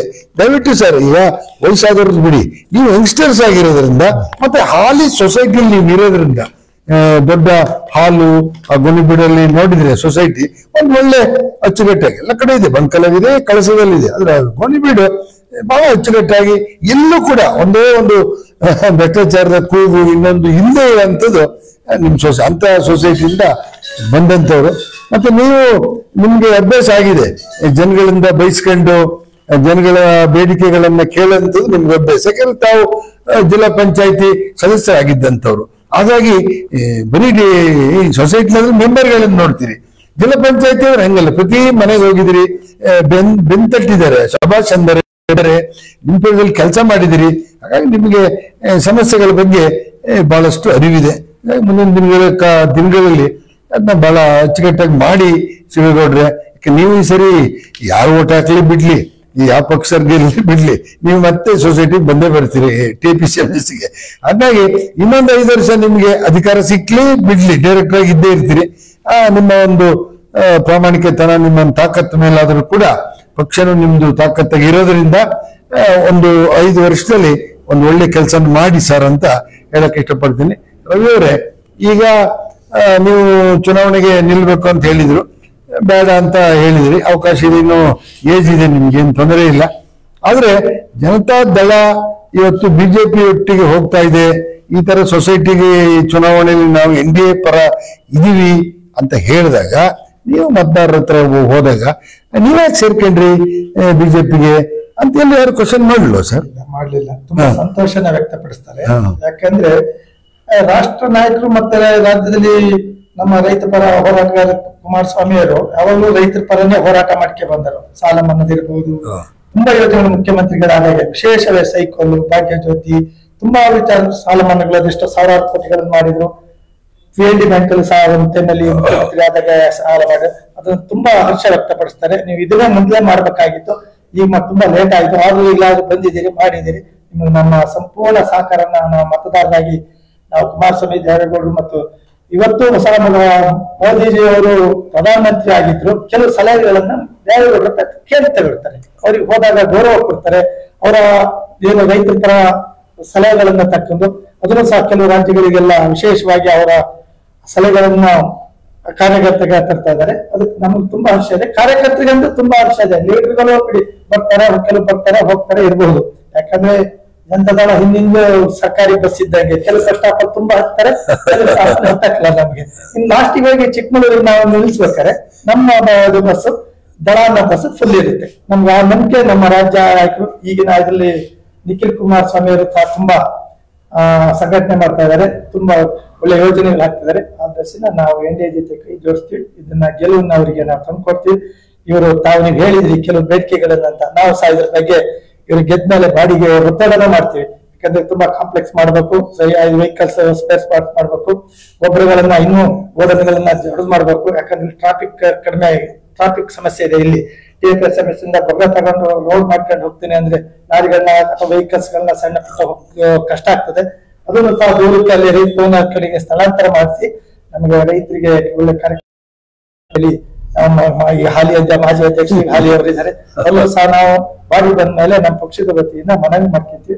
ನಮ್ಮ ಮನವಿನ ಅವರು ಕಾರ್ಯಗತ ಮಾಡ್ತಾರೆ ಅನ್ನೋ ಭರವಸೆನ ಇದೆ. ಅದರ ದೃಷ್ಟಿಯಿಂದ ನಾವು ಸಂಪೂರ್ಣ ಬೆಂಬಲ ಕೊಡ್ತೀವಿ. ಓಕೆ ರವಿ ಅವರೇ, ಈಗ ಪುಟ್ಟಣ್ಣವ್ರೆ, ಈಗ ನೀವು ಸೊಸೈಟಿ ಎಂಟ್ರಿ ಪ್ರಥಮ, ನೀವು ಮುಂಚೆ ಏನ್ ಮಾಡಿರಿ ಅಂದ್ರೆ ರಾಜಕಾರಣ ಮಾಡಿ ಒಂದಷ್ಟು ಬೀಸ್ಕೊಂಡಿರಿ ನಮ್ಮಂತರ ಹತ್ರ, ಆಮೇಲೆ ಊರಿನ ಹತ್ರ, ಜನಗಳ ಹತ್ರ, ಮತದಾರರ ಹತ್ರ. ಅವಾಗ ನೀವು ಒಂದು ಭರವಸೆ ಕೊಡ್ತಾ ಬಂದ್ರಿ, ನಾನು MLA ಹೇಳಿ ಮಾಡಿಸ್ತೀವಿ, MP ಹೇಳಿ ಮಾಡಿಸ್ತೀವಿ ಅಂತಲೇ ಬರ್ತಿದ್ರಿ. ಕೆಲವಾಗಿದ್ದಾವೆ, ಕೆಲವಾಗಿಲ್ಲ. ಅದು ಇದು ಹಂಗಲ್ಲ. TPSMS ಅಂದ್ರೆ ಇವ್ರದೇ ಒಂದು ಬಾಡಿ. ಈಗ ಹೇಳಿ 12 ಲಕ್ಷ ಇಲ್ಲಿ ಉಳಿತು, ನೋಡ ಲಾಭ ಅಲ್ಲಿ 35 ಲಕ್ಷ ಅಂತ ಖರ್ಚು ಅಷ್ಟೇ ಬರುತ್ತೆ, ಆ ವಿಚಾರ ಬೇರೆ. ಆದ್ರೆ ಈ ಸೊಸೈಟಿ ವಿಚಾರದಲ್ಲಿ ಬಂಡವಾಳ ಇರುತ್ತೆ, ಸಮಾನ ಮನಸ್ಕರು ಇರ್ತಾರೆ. ಅದರಲ್ಲಿ ಒಂದು ಉತ್ತಮವಾದ ಕೆಲಸ ಮಾಡಬಹುದು ನಾನು ಅಂತ ಅನ್ಸಿ ಏನಾದ್ರು ಈ ಸರಿ ಸಹಕಾರ ಸಂಘದ ಕಡೆ ವಾಲಿದ್ದೀರಾ ಸರ್? ಆ ತರ ಏನಿಲ್ಲ, ಹಿರಿಯರೆಲ್ಲ ಇದ್ದಾರೆ, ಹಾಗೆ ಅವ್ರಿಗೆಲ್ಲ ಅನುಭವ ಇದೆ. ಆ ಅನುಭವನ ನಾವು ಕೂಡ ತಗೊಂಡು ಯಾವ ತರ ಮಾಡ್ಬೋದು ಅಂತ ಹೇಳಿ ಅದ್ ಹೇಳಿದಾಗೆ ಬೇರೆ ರಾಜಕೀಯ ಪಕ್ಷದಲ್ಲಿ ನಾವು ಅದ್ರ ಮಾಡ್ತೀವಿ ಇದ್ರ ಮಾಡ್ತೀವಿ ಮಾಡ್ಬೋದು, ಕೆಲವು ಮಾಡಕ್ಕಾಗಲ್ಲ ಇರುತ್ತೆ. ಆದ್ರೆ ಇಲ್ಲೆಲ್ಲ ಇದ್ದಾರೆ ಹಿರಿಯರೆಲ್ಲ, ಹಿಂದೆ ಅಧ್ಯಕ್ಷರಾದಂತವ್ರು ಜಯಂತಣ್ಣ ಇರ್ಬೋದು, ರವಣ್ಣ ಇರ್ಬೋದು, ಶಿವಣ್ಣ ಇದ್ದಾರೆ, ಹಾಗೆ ತುಂಬಾ ಜನಗಳೆಲ್ಲ ಇದ್ದಾರೆ. ಅವ್ರ ಹತ್ರ ಒಳ್ಳೊಳ್ಳೆ ಒಂದು ಮೆಟೀರಿಯಲ್ ಇದೆ ಅವ್ರ ಹತ್ರ. ಹಾಗಾಗಿ ಅದನ್ನು ಕೂಡ ನಾವು ಉಪಯೋಗಿಸ್ಕೊಂಡು ನಾವು ಒಳ್ಳೆ ರೀತಿಯಲ್ಲಿ ಯಾವ ತರ ಮಾಡ್ಬೋದು ಅನ್ನೋದನ್ನ ನಾವು ಮುಂದಿನ ದಿನಗಳಲ್ಲಿ ಮಾಡಕ್ಕೆ ರೆಡಿ ಇದ್ದೀವಿ. ಹೇಳಿದಲ್ಲ, ಮೊದಲ ಮನೆ ಕೃಷ್ಣಗೌಡರನ್ನ ಆದಿಯಾಗಿ ಇಲ್ಲಿವರೆಗೂ ಯಾರ ಮೇಲೂ ಆಪಾದನೆ ಬಂದಿಲ್ಲ. ಸೊಸೈಟಿ ಅಧ್ಯಕ್ಷಗಳು ದುಡ್ಡು ತಿಂದ್ರು, ಸೊಸೈಟಿ ಹಾಳು ಮಾಡಿರು, ಆ ತರದ ಆಪಾದನೆ ಮುಂಚೆ ಇತ್ತು. ಹೇಳಿದ್ರೆ ಸೆಕ್ರೆಟರಿ ಜೊತೆ ಅಧ್ಯಕ್ಷರು ವೆಹಿಕಲ್ ಹೋಗೋ ಕಾಲದಲ್ಲಿ. ಇವತ್ತು ಆ ತರ ಇಲ್ಲ, ಎಲ್ಲೂ ಕೂಡ ಆ ತರದ್ದು ಎಲ್ಲೂ ಇಲ್ಲ. ಒಂದು ದಿನದಿಂದ ನೋಡಿದ್ರೆ ಸೊಸೈಟಿಗಳು ಬಹಳ, ಇಲ್ಲಿ ಹತ್ತಿರದಲ್ಲಿ ಬಣಕಲ್ ನೋಡಿದಂತೆ ಬಣಕಲ್ ಸೊಸೈಟಿ ಬಹಳ ಗ್ರ್ಯಾಂಡ್. ಹೋಗ್ಬಿಟ್ರೆ ಯಾವ್ದೋ ಅಫೆಕ್ಸ್ ಬ್ಯಾಂಕಿಗೆ ಬಂದು ಏನು ಅಂತ ಅನಿಸ್ತದೆ, ಅಷ್ಟು ಚೆಂದಾಗಿ ಕಟ್ಟಿದೆ. ಅಂದ್ರೆ ಸಾಧ್ಯ ಇದೆ, ಯಾಕೆ ಸಾಧ್ಯ ಇಲ್ಲ? ಅವ್ರಿಗೆ ಅಫಿಡೇವಿಟ್ ಕಟ್ತಾರೆ, ಪಿಗ್ಮಿ ಕಲೆಕ್ಷನ್ ಮಾಡ್ತಾರೆ, ಸಾಲ ಕೊಡ್ತಾರೆ. ಒಂದು ಬ್ಯಾಂಕ್ ಕೆಲಸ ಮಾಡಿದಷ್ಟು ಸೊಸೈಟಿ ಕೆಲಸ ಮಾಡ್ತಾ ಇದೆ. ಗೋಣಿಬೀಡು ಎಲ್ಲವೂ ಅಷ್ಟೇ. ಅದು ಒಂದೆರಡು ಗೋಣಿಬೀಡು ಮತ್ತು ಬಣಕಲ್ ನಾನು ನೋಡಿದಂಗೆ ಕಳಸ ದೊಡ್ಡ ಬ್ಯಾಂಕ್ ಇದ್ದಂಗೆ, ಎಲ್ಲ ಕೂಡ ಆಪಾದನೆಗಳು ಬಂದಿಲ್ಲ. Okay sir. ಶಿವಣ್ಣವ್ರೆ, ಈಗ ನಿಮ್ಮ ಹತ್ರ ಜಾಸ್ತಿ ಕ್ವಶನ್ ಕೇಳಬೇಕು. ಯಾಕಂದ್ರೆ ನೀವು ಸಹಕಾರ ಸಂಘದಲ್ಲೇ ಇರುವಂತದ್ದು. ಅದ್ ಹೆಂಗೆ ನಮ್ಮಲ್ಲಿ ಹಳ್ಳಿಲಿ ಲಪ್ಪಿ ತಪ್ಪಿ ಆ ಕಡೆ ಹೋಗ್ಬಿಟ್ನ ಅಂತ ರಾಜಕಾರಣಕ್ಕೆ ಈ ದಸೆಯಿಂದ ಜಿಲ್ಲಾ ಪಂಚಾಯತಿ ಮೆಂಬರ್ ಆಗಿದ್ರಿ ಅವತ್ತಿನ ಕಾಲದಲ್ಲಿ. ಹಾಗಾಗಿ ಆ ಒಂದು ಸಹಕಾರ ಕ್ಷೇತ್ರ ಇದೆಯಲ್ಲ ನಿಮ್ಗೆ, ಅದು ತುಂಬಾ ಒಂಥರ ನೀರು ಕುಡಿದಷ್ಟು ಸುಲಭದ ಒಂದು ವ್ಯವಸ್ಥೆ. ಈಗ ನಿಮ್ಗೂ ಒಂದ್ಸರಿ ಹಿಂಗ್ ಕಣ್ಮುಚ್ಕೊಳ್ಳಿ, ನಿಮ್ಗೆ ಅನ್ಸಕ್ಕಿಲ್ವಾ? ಮೂಡಿಗೆರೆ ಮಾನ್ಕೋಸು ಇನ್ನೊಂದು ಇಲ್ಲಿ ಕೇಳ್ತೀವಿ ನಾವು, ದೊಡ್ಡ ದೊಡ್ಡ ಮೂಡಿಗೆರೆ TPSMS ಕೂಡ ರಾಷ್ಟ್ರ ಮಟ್ಟದಲ್ಲಿ ರಾಜ್ಯ ಮಟ್ಟದಲ್ಲಿ ನಾನು ಗುರುಸ್ಲೇಬೇಕು, ಅದಕ್ಕೆ ಇಂತಿಂಥದ್ದು ಅಂತ ನಿಮ್ಮ ಹತ್ರನೇ ಪ್ಲಾನ್ ಇದೆ. ನಿಮ್ಮನ್ನು ಕೇಳೋದ್ ಬೇಡ ಯಾರನ್ನು. ಆ ತರದ ಪ್ಲಾನ್ ಮಾಡುವಲ್ಲಿ ಏನಾದ್ರೂ ನಿಮ್ಮ ಬಾಡಿ ನಿಮಗೆ ತೊಂದರೆ ಕೊಡ್ತಾ ಇದೆಯಾ? ಈ ಸರಿ ಗೆದ್ದು ಬಂದಾಗ ಹೆಂಗ ಬರ್ತೀರಿ? ಮುಂದೆ ಅದನ್ನೆಲ್ಲ ನಾನು 100% ಮಾಡ್ತೀನಿ ಅಂತ ಅನಿಸ್ತದೆ ಶರಣ? ಖಂಡಿತ ಅನಿಸುತ್ತೆ. ಹಿಂದೆ ನಾವು ಮಾಡಿರ್ತಕ್ಕಂಥ ಏನ ನಾವು ಹೇಳಿ ನೀಲಿ ನಕ್ಷೆಯನ್ನು ತಯಾರು ಮಾಡಿದ್ವಲ್ಲ, ಅದಕ್ಕೆ ನಮ್ಮ ಆಡಳಿತ ಮಂಡಳಿಯ ಎಲ್ಲರ ಸಂಪೂರ್ಣ ಸಹಕಾರ ಸಿಕ್ಕಿದೆ.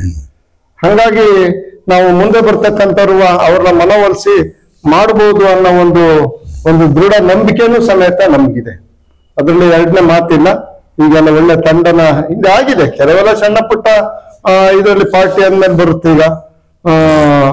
ಈಗ ನಾವು ಏನು ನಮ್ಮ ಎಂಜಿರ ಸೇನೆ ಈಗ ನಾವು ಹಳೆ ಕಟ್ಟಡ ಆಫೀಸ್ ಇದೆ, ಅದ್ರ ಎದುರುಗಡೆ ಒಂದು ಇದನ್ನ ಕಟ್ಟಿದ್ವು. ಏನ ಮೇಲ್ಗಡೆ ಕೆಳಗಡೆ ಮಳಿಗೆಗಳಿಗೆ ಸೋತು ಎಲ್ಲ ಅಂಗಡಿಯವರೆಲ್ಲ ಅಲ್ಲಿ ಮಳಿಗೆಯವರೆಲ್ಲ ರೂಮ್ ಖಾಲಿ ಮಾಡೋ ಅಂತ ಒಂದು ಮಟ್ಟಕ್ಕೆ ಬಂದಿದ್ರು. ಅವಾಗ ಮೇಲೆ ಪ್ಲಾನ್ ಮಾಡ್ಬಿಟ್ಟು ಅಲ್ಲಿ ಒಂದು ಬಜಾರು, ಒಂದು ಬಟ್ಟೆ ಅಂಗಡಿ ಹಾಕಕ್ಕೆ ಅಂತೇಳಿ ಒಂದು ವ್ಯವಸ್ಥೆ ಮಾಡಿಕೊಟ್ರೆ ಇದಕ್ಕೆ ಸಂಘಕ್ಕೆ ಲಾಭ ಆಗುತ್ತೆ ಅನ್ನೋ ಒಂದು ದೃಷ್ಟಿ ಇಟ್ಕೊಂಡು ಇದನ್ನ ಕೆಳಗಡೆ ಈ ಸೋರುವಿಕೆಯನ್ನು ಸಮೇತ ಕಮ್ಮಿ ಆಗುತ್ತೆ ಅಂತೇಳಿ ಮೇಲಂತಸ್ತಿನ ಅದನ್ನ ಡ್ರೆಸ್ ಹಾಕಿ ಸೀಟ್ ಹಾಕಿ ಎಲ್ಲ ಮಾಡಿದ್ರು. ಲಾಸ್ಟ್ಗೆ ಎಲ್ಲ ಮಾಡಿ ಫೈನಲಿಗೆ ಬಂದಾಗ ಇಲ್ಲಿ ರೈತ ಭವನದ ಮೇಲಂತಸ್ತಿನಲ್ಲಿ ಅವ್ಯವಹಾರ ನಡೆದಿದೆ ಅಂತೇಳಿ 64 ಎನ್ಕ್ವೈರಿಗೆ ಹೋಯ್ತು ಅಂತ ಒಂದೇ ಉದ್ದೇಶದಿಂದ ಅಲ್ಲಿ ಇರ್ತಕ್ಕಂಥ ನಮ್ಮ ಅವತ್ತಿನ ಹಾಲಿ ನಿರ್ದೇಶಕರು ಅದನ್ನ ಈ ಕೆಲಸ ಸರಿಯಾಗಿಲ್ಲ, ಎಸ್ಟಿಮೇಟ್ ಪ್ರಕಾರ ನೀವು ಕೆಲಸ ಮಾಡಿಲ್ಲ ಅಂತೇಳಿ ಅದನ್ನು ಎನ್ಕ್ವೈರಿಗೆ ಹಾಕಿ. ಅವಾಗ ಏನಾಯ್ತು, ನಾವು ಅವಾಗ 5 ಲಕ್ಷ ರೂಪಾಯಿ ಅಡ್ವಾನ್ಸು ಮತ್ತೆ ಜೊತೆಗೆ ತಿಂಗಳಿಗೆ 50,000 ರೂಪಾಯಿ ಅಂತ ಕೊಡ್ತೀವಿ ಅಂತ ಬಂದವರು ನಾವೇ ಅದನ್ನ ಉಳಿದದ್ದನ್ನ ರಿಪೇರಿ ಮಾಡ್ಕೊಂತೀವಿ ಅಂತ ಹೇಳಿದ್ರು. ಆಮೇಲೆ ಏನಾಯ್ತು, ಲಾಸ್ಟಿಗೆ ಇಲ್ಲ ಇದೆಲ್ಲ ಎಂಕ್ವೈರಿ ಇದೆ, ಅದನ್ನ ಮಾಡಕ್ ಬರಲ್ಲ ಅಂತ ಹೇಳಿ ನಾವು ARDR ಇಂದ ನಮ್ಗೆ ಅದನ್ನ ಕ್ಲೋಸ್ ಮಾಡ್ಕೊಳ್ಳಿ, ಅದ್ರ ಮೇಲೆ ಮಾಡಕ್ ಆಗಲ್ಲ ಅಂತ. ಹಾಗಾಗಿ ಸುಮಾರು 7 ವರ್ಷ 12 ಹೇಳಿ ಅದು 6 ವರ್ಷ 72 ತಿಂಗಳು 72 ತಿಂಗಳು ನಮ್ಗೆ 50,000 ರೂಪಾಯಿ ಬಾಡಿಗೆ ಬರ್ತಕ್ಕಂಥದ್ದು. 72 ಅಂದ್ರೆ ಸುಮಾರು 36 ಲಕ್ಷ ರೂಪಾಯಿ ನಮ್ಮ ಸಂಘಕ್ಕೆ ಲಾಸ್ ಆಗಿದೆ. ಅದನ್ನೆಲ್ಲ ಮನಗಂಡು ಕಂಡೆ ನಾವು ಇವತ್ತು ಅದನ್ನ ಪ್ರಕರಣನ ಮುಕ್ತ ಮಾಡಿಬಿಟ್ಟು ಅದು ಯಾರು ಸೋಲು ಇಲ್ಲ ಯಾರು ಗೆಲುವು ಇಲ್ಲ ಅಂತ ಹೇಳಿದ್ದು, ಯಾರು ಅದನ್ನ ಪ್ರಸ್ತಾವನೆ ಮಾಡಕ್ ಕೊಡುದು ಅಂತೇಳಿ ಅದನ್ನ ಇಂಜಿನಿಯರಿಂದಲೂ ಸಮೇತ 1,05,000 ರೂಪಾಯಿ ದುಡ್ಡನ್ನ ಕಟ್ಟಿಸಿ ಮತ್ತೆ ಉಳಿದ ಅಂತ ಇನ್ನು 2,95,000 ರೂಪಾಯಿ ಆ ಕೆಲಸ ಕಾಮಗಾರಿ ಮಾಡಿರ್ತಕ್ಕಂಥ ಬಿಲ್ ಕೊಡಕ್ಕಿತ್ತು. ಆ ಬಿಲ್ ಅಲ್ಲೇ ಹೆಡ್ ಅಪ್ ಮಾಡಿದ್ದು. ಸಂಘಕ್ಕೂ 4 ಲಕ್ಷ ರೂಪಾಯಿ ಬರುವಂಗೆ ಈ ಪ್ರಕರಣನೂ ಮುಗಿಬೇಕು, ಸಂಘಕ್ಕೂ ಸ್ವಲ್ಪ ಏನಾದ್ರು ಬರ್ಬೇಕು ಅಂತ ಹೇಳಿ ಆ ಇಂಜಿನಿಯರ್ ಸಮೇತ 35,000 ರೂಪಾಯಿ 3 ಜನ ಕಟ್ಟಿದ್ದಾರೆ. ಇನ್ನೊಂದು ನೋಡಿ, ನಾವು ಈಗ ಯಾಕೆಂದ್ರೆ ಅದನ್ನ ಮರ್ತಿದ್ದು, ಅದನ್ನ ಬಿಟ್ಟಾಗಿತ್ತು, ಎಂಕ್ವೈರಿ ಬೇಡ ಅಂತ ಹೋಗಿತ್ತು. ಇನ್ನೊಂದು ನಿಮ್ಗೆ ಸ್ಪಷ್ಟವಾಗಿ ಒಂದು ಹೇಳ್ತೀನಿ, ಅದನ್ನ ನಿಮ್ಮ ಕಣ್ಣಿಗೆ ಕಾಣಂಗೆ ಯಾರು ತನಿಖೆನೂ ಬೇಡ, CODನೂ ಬೇಡ, CBIನೂ ಬೇಡ, ಲೋಕಾಯುಕ್ತರು ಬೇಡ. ಏನಾಯ್ತು, 2013ನೇ ಇಸ್ವಿಲಿ ಜಿಲ್ಲಾ ಪಂಚಾಯತಿಲಿ ಅವತ್ತು ನಾನು ಜಿಲ್ಲಾ ಪಂಚಾಯತಿ ಸದಸ್ಯ, ಅನಂತ ಜಿಲ್ಲಾ ಪಂಚಾಯತಿ ಸದಸ್ಯ, ಅರೆಕುಡಿಗೆ ಶಿವ ಜಿಲ್ಲಾ ಪಂಚಾಯತಿ ಸದಸ್ಯ, ಜ್ಯೋತಿ ಹೇಮಶೇಖರ್ ಜಿಲ್ಲಾ ಪಂಚಾಯತ್ ಸದಸ್ಯರು. ನಮ್ಗೆ ಅವತ್ತು 2 ಲಕ್ಷ ರೂಪಾಯಿ ಒಬ್ಬೊಬ್ಬ ಸದಸ್ಯನಿಗೆ ಗ್ರಾಮೀಣ ರಸ್ತೆಯ ದುರಸ್ತಿ ಅಂತೇಳಿ ದುಡ್ಡು ಬಂತು. ಇದನ್ನೇನಾಯ್ತು, ಅವತ್ತು ನಾನು ನಿರ್ದೇಶಕನಾಗಿದ್ದೆ, ಬೇರುಂದ ರವಿ ಅಧ್ಯಕ್ಷ ಆಗಿದ್ರು. ಅವಾಗ ನಮ್ಗೆ ಅಲ್ಲೊಂದು ಬೇಡಿಕೆನೇ ಇಟ್ಟು ಅಲ್ಲಿ ಅಧ್ಯಕ್ಷರು, ನೋಡಿ ನೀವು ಇಲ್ಲಿ ನಿರ್ದೇಶಕರಾಗಿದ್ದೀರಿ, ಇನ್ನು 3 ಜನ ಅವರು ನಮ್ಗೆ 2 ಲಕ್ಷ ಕೊಡ್ತೀವಿ ಅಂತ ಹೇಳಿದ್ದಾರೆ, ನೀವು ಸಮೇತ 2 ಲಕ್ಷ ರೂಪಾಯಿನ ರೈತ ಭವನಕ್ಕೆ ಕೊಡ್ಬೇಕು ಅಂತ ಕೇಳಿದ್ರು. ನನಗೆ ಅಷ್ಟೊಂದು ನಾಲೆಡ್ಜ್ ಇಲ್ಲ ಅದ್ರಲ್ಲಿ. ಏನೋ ನಾನೇನ್ ಮಾಡಿದೆ, ಆಯ್ತು ಓಕೆ ಅಂತಂದ ಲೆಟರ್ ಕೊಟ್ಟೆ. ಅದ್ರ ಮೇಲೆ ಏನಾಯ್ತು, ನನ್ನ ಕ್ಷೇತ್ರದಲ್ಲಿ ಗೋಣಿಬೀಡು ಹೋಗ್ಲಿಕ್ಕೆ ಇರ್ತಕ್ಕಂಥ ಜಿಲ್ಲಾ ಪಂಚಾಯತ್ ಇಂಜಿನಿಯರ್ ನಾಗರಾಜು ಅಂತೇಳಿ ಅವರು ಬೆಳಗ್ಗೆನೆ ಮನೆಗೆ ಬಂದ್ರು. ಸರ್ ನನ್ ಬೇಕಾದ್ರೆ ಟ್ರಾನ್ಸ್ಫರ್ ಮಾಡಿಸಿ, ನಾನು ಅಲ್ಲಿ ಬಿಲ್ ಮಾಡಿ ಅಂತ ನಂಗೆ ಹೇಳ್ಬೇಡಿ, ಇದು ಬಂದಿರ್ತಕ್ಕಂಥದ್ದು ಗ್ರಾಮೀಣ ರಸ್ತೆ ದುರಸ್ತಿಗೆ ಅಂತ ಬಂದಿರ್ತಕ್ಕಂಥದ್ದು, ಇದನ್ನ ನಾನು ಅಲ್ಲಿ ಬಿಲ್ ಪಾಸ್ ಮಾಡಕ್ಕೆ ನಾನು ಮಾಡ್ಕೊಡೋದಿಲ್ಲ ಅಂತದ್ದು. ಅದಕ್ಕೆ ಏನ್ ಮಾಡ್ಬೇಕ್ರಿ ಅಂತಂದ್ರೆ, ನೀವು ಚೇಂಜ್ ಆಫ್ ವರ್ಕ್ ಕೆಲಸ ಬದಲಾವಣೆ ಅಂತೇಳಿ ಒಂದು ಲೆಟರ್ ಕೊಡ್ಬೇಕು ಅಂದ್ರು. ನಾನು ಲೆಟರ್ ಕೊಟ್ಟೆ ನಾನು ಅವ್ರ 3 ಜನಗೂ ಹೇಳಿದೆ, ನೋಡಿ ಈ ತರ ಇದೆ ಸಮಸ್ಯೆ, ಅದೇನು ಅಕ್ಕಲ್ಲ ಕೊಡ್ತೀವಿ ಅಂತಂದ್ರು. ಅದಕ್ಕೆ ನೋಡಿ ಇದರಲ್ಲಿ ಡಾಕ್ಯುಮೆಂಟ್ ಅಲ್ಲಿ ಇದೆ, ಹಳೆ ಮೂಡಿಗೆರೆಯಿಂದ HS ಚಂದ್ರೇಗೌಡರ ಬಡಾವಣೆಗೆ ರಸ್ತೆ ಅಂತ ಇದೆ, ಅದನ್ನ ಒಂದೊಂದು ತೋರಿಸ್ಕೊಡಿ ಎಲ್ಲಿದೆ ಅಂತ ತೋರಿಸ್. ನಿಮ್ಮಲ್ಲಿ ನಾವು ವಿನಂತಿ ಮಾಡ್ತಾ ಇದ್ದೀವಿ. ಆ ದುಡ್ಡು TPSMSಗೆ ಬರಲಿಲ್ವಾ? TPSMSಗೆ ಬಂದು ಅದು ವಿನಿಯೋಗ ಆಗಿದೆ. ರಸ್ತೆ ಆಗಿಲ್ಲ. ಎಲ್ಲಿದೆ ರಸ್ತೆ? ನೀವು 3 ಜನದ 4 ಜನದ ನಂದಿಲ್ಲ, ನನ್ನ ಚೇಂಜ್ ಕೊಟ್ರಿ 6 ಲಕ್ಷ ರೂಪಾಯಿ. ಓಹೋ, ಇದು ಅವ್ಯವಹಾರ ಅಲ್ವಾ? ಇದನ್ನ ಕೇಳಬಾರ್ದಾ? ಇದನ್ನ ಕೇಳಿದ ತಕ್ಷಣನೇ ನಾವು ಅವ್ರ ಮೇಲೆ ಸವಾರಿ ಮಾಡ್ತೀವಿ, ಅವ್ರ ಮೇಲೆ ಆಪಾದನೆ ಮಾಡ್ತೀವಿ, ಅವ್ರ ಮೇಲೆ ನಿಮ್ಗೆ ಎನ್ಕ್ವೈರಿ ಅಂತ ಹಾಕ್ತಿವಿ ಅಂತ. ಟೈಲ್ಸ್ ಹಾಗಾಗಿ ಇದನ್ನ ನಾನು ಯಾಕೆಂದ್ರೆ ನೀವು ಕೇಳಿದಾಗ ನಿಮ್ ಗಮನದಲ್ಲಿ ಇರ್ಲಿ ಅಂತ ಹೇಳಿ ಅದನ್ನ ನೀವು ಮುಂದಿನ ದಿನದಲ್ಲಿ ಅದನ್ನ ಕೇಳಿ. ನನಗೊಂದು ಅದೊಂದು ಮತ್ತೆ ಇನ್ನೊಂದು, ಲಕ್ಷ್ಮಣ್ ಗೌಡ್ರ ಮೇಲೆ ಯಾವ್ದಾರ ಆಪಾದನೆ ಅಂತದಿದ್ರೆ ನಾವು ಇವತ್ತೇ ಈ TPSMSಗೆ ನಾನು ನಿರ್ದೇಶಕನ ಆಗಿ ನಾನು ಏನ ಆಕಾಂಕ್ಷಿ ಇಲ್ಲಿಂದಲೇ ವಾಪಸ್ ಹೊರಗೆ ಹೋಗ್ತೀನಿ. ನಾನು ಅದಿದ್ರೆ ತೋರಿಸ್ಬೇಕು ಅವರು. ಆಮೇಲೆ ಅವರು ರೈತ ಭವನದಲ್ಲಿ ಮೇಲಂತಸ್ತಲ್ಲಿ ಆಗಿಲ್ಲ ಭ್ರಷ್ಟಾಚಾರ ಅಂದಿದಾರಲ್ಲ, ಅದನ್ನ ಯಾಕೆಂದ್ರೆ ಪ್ರಕರಣ ಇಲ್ಲಿಗೆ ಮುಗಿದಿರ್ಬೋದು. ನಾವು ಮುಂದಿನ ದಿನದಲ್ಲಿ ಅದಕ್ಕೆ ನಾವು ಕ್ರಮ ವಹಿಸಲೇಬೇಕಾಗಿದೆ. ಯಾಕಂದ್ರೆ ನಮ್ಮ ಮೇಲೆ ಆಪಾದನೆ ಮಾಡಿದಾಗ ಅವರು ಮುಂದೆ ಅದಾಗಿದೆಯೇ ಇಲ್ಲ ಅಂತ ಹೇಳಿ ನಾವು ಅದನ್ನ ಮುಂದೆ ಏನು ಕಾನೂನು ಪ್ರಕಾರವಾಗಿ ಏನ್ ಮಾಡಬೇಕು, ಏನು ಕಾನೂನಲ್ಲಿ ಏನಿದೆ ಆ ರೀತಿ ನಾವು ಮಾಡ್ಲಿಕ್ಕೆ ನಾವು ಈಗಾಗಲೇ ಒಂದ್ ಸುತ್ತಿನ ನಾವು ಪ್ರಮುಖರಲ್ಲಿ ಮಾತಾಡಿದ್ವಿ. ಅದು ಮುಂದೆ ನಾನು ಆಗಲೇ ಬಿಡ್ಲಿ ಅದನ್ನ ಮಾಡ್ತೀವಿ. ಮಾಡಿದ್ರೆ ಅದು ನಮಗೂ ತೊಂದರೆ ಆಗುತ್ತೆ. ನಾನು ಆ ಸಂದರ್ಭದಲ್ಲಿ ಆ ಬಾಡಿ ಒಳಗಡೆ ಇದ್ದೆ. ನಾನು ಸೂಪರ್ ಸೈಡ್ ಆದ್ರೆ ನಾನು ಡಿಸ್ಕ್ವಾಲಿಫೈ, ನಾನು 6 ವರ್ಷ ಚುನಾವಣೆ ನಿಲ್ಲದಿಂದ ಹೊರಗೆ ಹೋಗ್ತೀನಿ. ಯಾಕೆಂದ್ರೆ ಸಾರ್ವಜನಿಕರ ಸತ್ಯ ಹೊರಗಡೆ ಬರ್ಲಿ. ನಾನು ಹೊರಗಡೆ ಹೋದ್ರು ನನಗದು ಬೇಜಾರಿಲ್ಲ. ಆದ್ರೆ ಸತ್ಯಾಂಶ ಅಲ್ಲಿ ಅವ್ಯವಹಾರ ನಡೆದಿದ್ದೇ ಇಲ್ಲ ಅದನ್ನ ಸತ್ಯಾಂಶ ಹೊರಗೆ ಬರ್ಬೇಕು. ಅದಕ್ಕೆ ನಮ್ಮ ಹೋರಾಟ ಮುಂದುವರಿಯುತ್ತೆ ಅಂತ ಈ ಸಂದರ್ಭದಲ್ಲಿ ನಾನು ಹೇಳಲಿಕ್ಕೆ ಇಷ್ಟಪಡ್ತೇನೆ. ಓಕೆ, ಈಗ ರೈತ ಭವನ ಬಹಳ ದೊಡ್ಡದಾಯ್ತು ಸಣ್ಣದಾಯ್ತು ಅಂತೇಳಿ, ಅಲ್ಲ ಸಣ್ಣದಾಯ್ತು ದೊಡ್ಡದಾಯ್ತು ಅಂತ ಮತ್ತೆ ಅಡಿಗೆ ಮನೆ ಏನೇನೆಲ್ಲ ಊಟ ಸಾಲು ಮೇಲೆ ಹಾಲು ಎಲ್ಲ ಕಟ್ಟಿದ್ರಿ, ವೆಹಿಕಲ್ ಇದ್ದು ಎಲ್ಲ ಕರೆಕ್ಟ್ ಆಯ್ತು. ನಿಮಗೆ ಅನ್ಸಲ್ವಾ ಶಿವಣ್ಣ, ಈಗ ಇನ್ನೊಂದು 2 ಎಕರೆ ಜಾಗ ಬೇಕು ಪಾರ್ಕಿಂಗಿಗೆ? ರೈತ ಭವನ ಸಾಕು, ಪಾರ್ಕಿಂಗ್ ಜಾಗ ಬೇಕು. ಈಗ ಅಕ್ಕಪಕ್ಕ ತೋಟ ಇದಾವಲ್ಲ, ಅದನ್ನೊಂದು 2 ಎಕರೆ ತಗೊಂಡು ಪಾರ್ಕಿಂಗ್ ವ್ಯವಸ್ಥೆ ಮಾಡೋ ಪ್ಲಾನ್ ಇದೆಯಾ? ಪ್ಲಾನ್ ಇತ್ತು. ಜೊತೆಗೆ ನಮ್ದು ಪಕ್ಕದಲ್ಲಿ ಇರ್ತಕ್ಕಂಥ ಸಾಲ್ಡಾ ಅನ್ನೋರ್ದು ತೋಟ ಇದೆ. ಅದ್ರಲ್ಲಿ 1 ಎಕರೆ ಓಜಿ ರವಿಯವರು ಮತ್ತೆ ಜೊತೆ ನಮ್ಮ ಉಪಾಧ್ಯಕ್ಷ ಉತ್ತಮ್ ಅವರು ಮಾತಾಡಿ ಆ ಸಾಲ್ಡಾನ್ ಹತ್ರ ಬರ್ತೀವಿ. ಆಮೇಲೆ ಜೊತೆಗೆ ನಿಮ್ದು ನೀವು ಹೇಳ್ದಂಗೆ ನಿಮ್ದೊಂದು ಬೋರ್ಡು, ನಿಮ್ದೊಂದು ಸ್ಟ್ಯಾಚ್ಯೂ ಬೇಕಾದ್ರೂ ಮಾಡ್ತೀವಿ.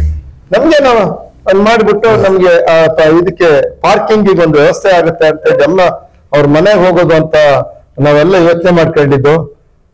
ಒಂದು ಡೇಟನ್ನು ಸಮೇತ ಫಿಕ್ಸ್ ಮಾಡಿದ್ರು ಯಾರು ನಮ್ಮ ಉಪಾಧ್ಯಕ್ಷ ಉತ್ತಮ್ ಅವರು. ನಮ್ಮ ದುರಾದೃಷ್ಟನೋ ಅಥವಾ ಮೂಡಿಗೆರೆ ತಾಲೂಕಿನ ರೈತ ಬಾಂಧವರ ದುರಾದೃಷ್ಟನೋ ಏನೋ ಗೊತ್ತಿಲ್ಲ, ಪಾಪ ಮನುಷ್ಯ ಟ್ರ್ಯಾಕ್ಟರ್ ಆಕ್ಸಿಡೆಂಟ್ ಆಗಿ ಅವರು ಡೆತ್ ಆದ್ರು.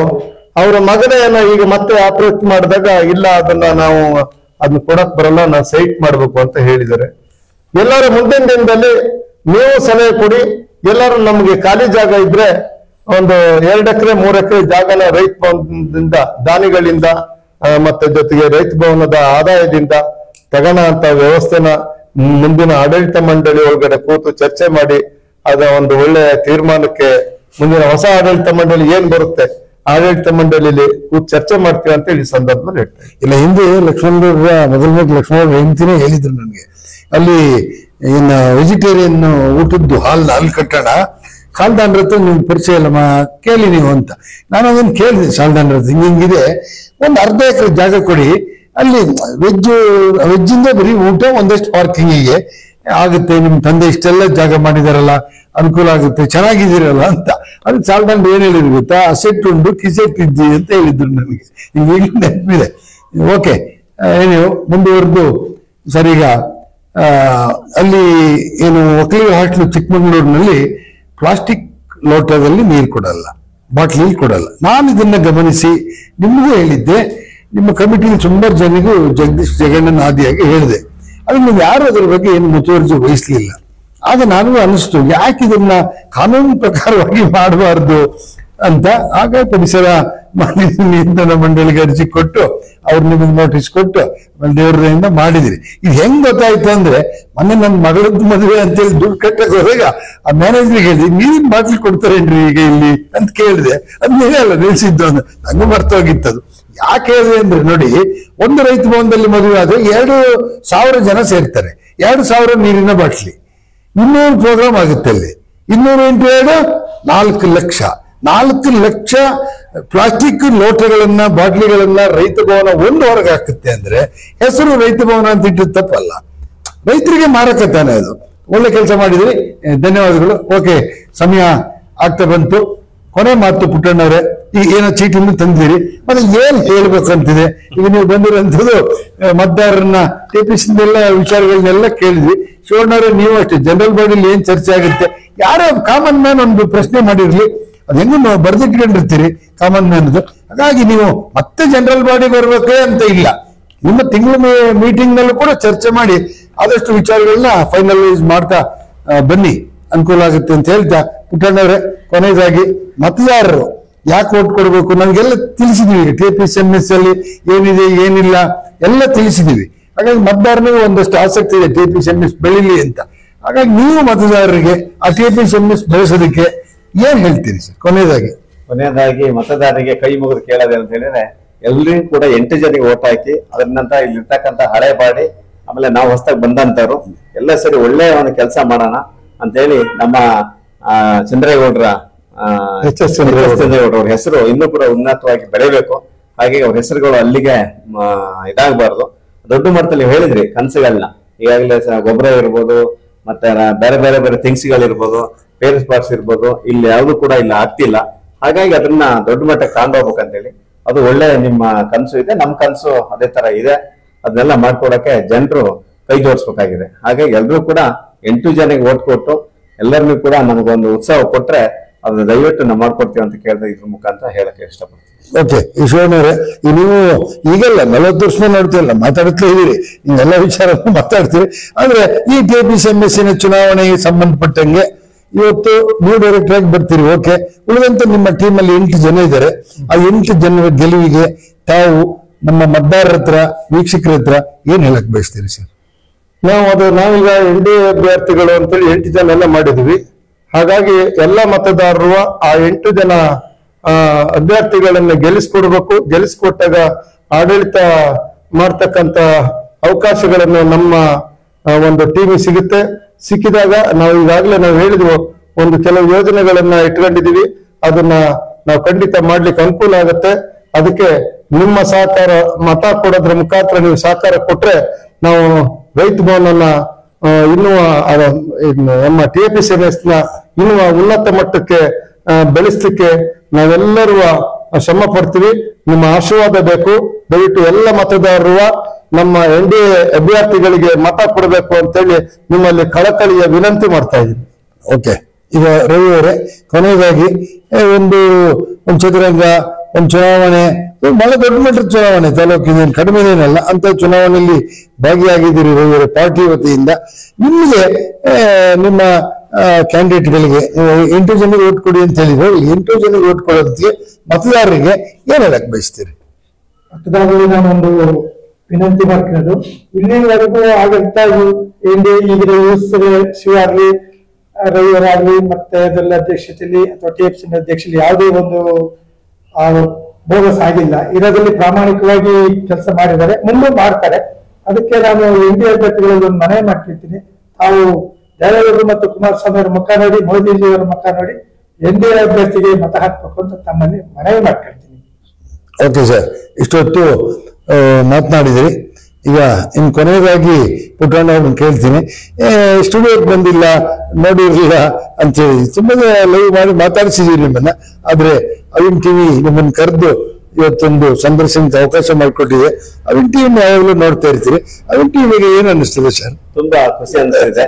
ಮೂಡಿಗೆರೆ ತಾಲೂಕು ಒಳಗಡೆ ಇದೊಂದು ಬೇಕಿತ್ತು. ಯಾಕಂದ್ರೆ ಯಾವ್ದೇ ವಿಚಾರಗಳಿದ್ರು ಹೊರ ತರ್ತೀರಾ, ಒಳ್ಳೇದಿರ್ಬೋದು ಕೆಟ್ಟದಿರ್ಬೋದು, ಇದು ಮಾಧ್ಯಮದ ಮುಖಾಂತರನೇ ಕೂಡ ಇದು ಬರೋಂಥದ್ದು.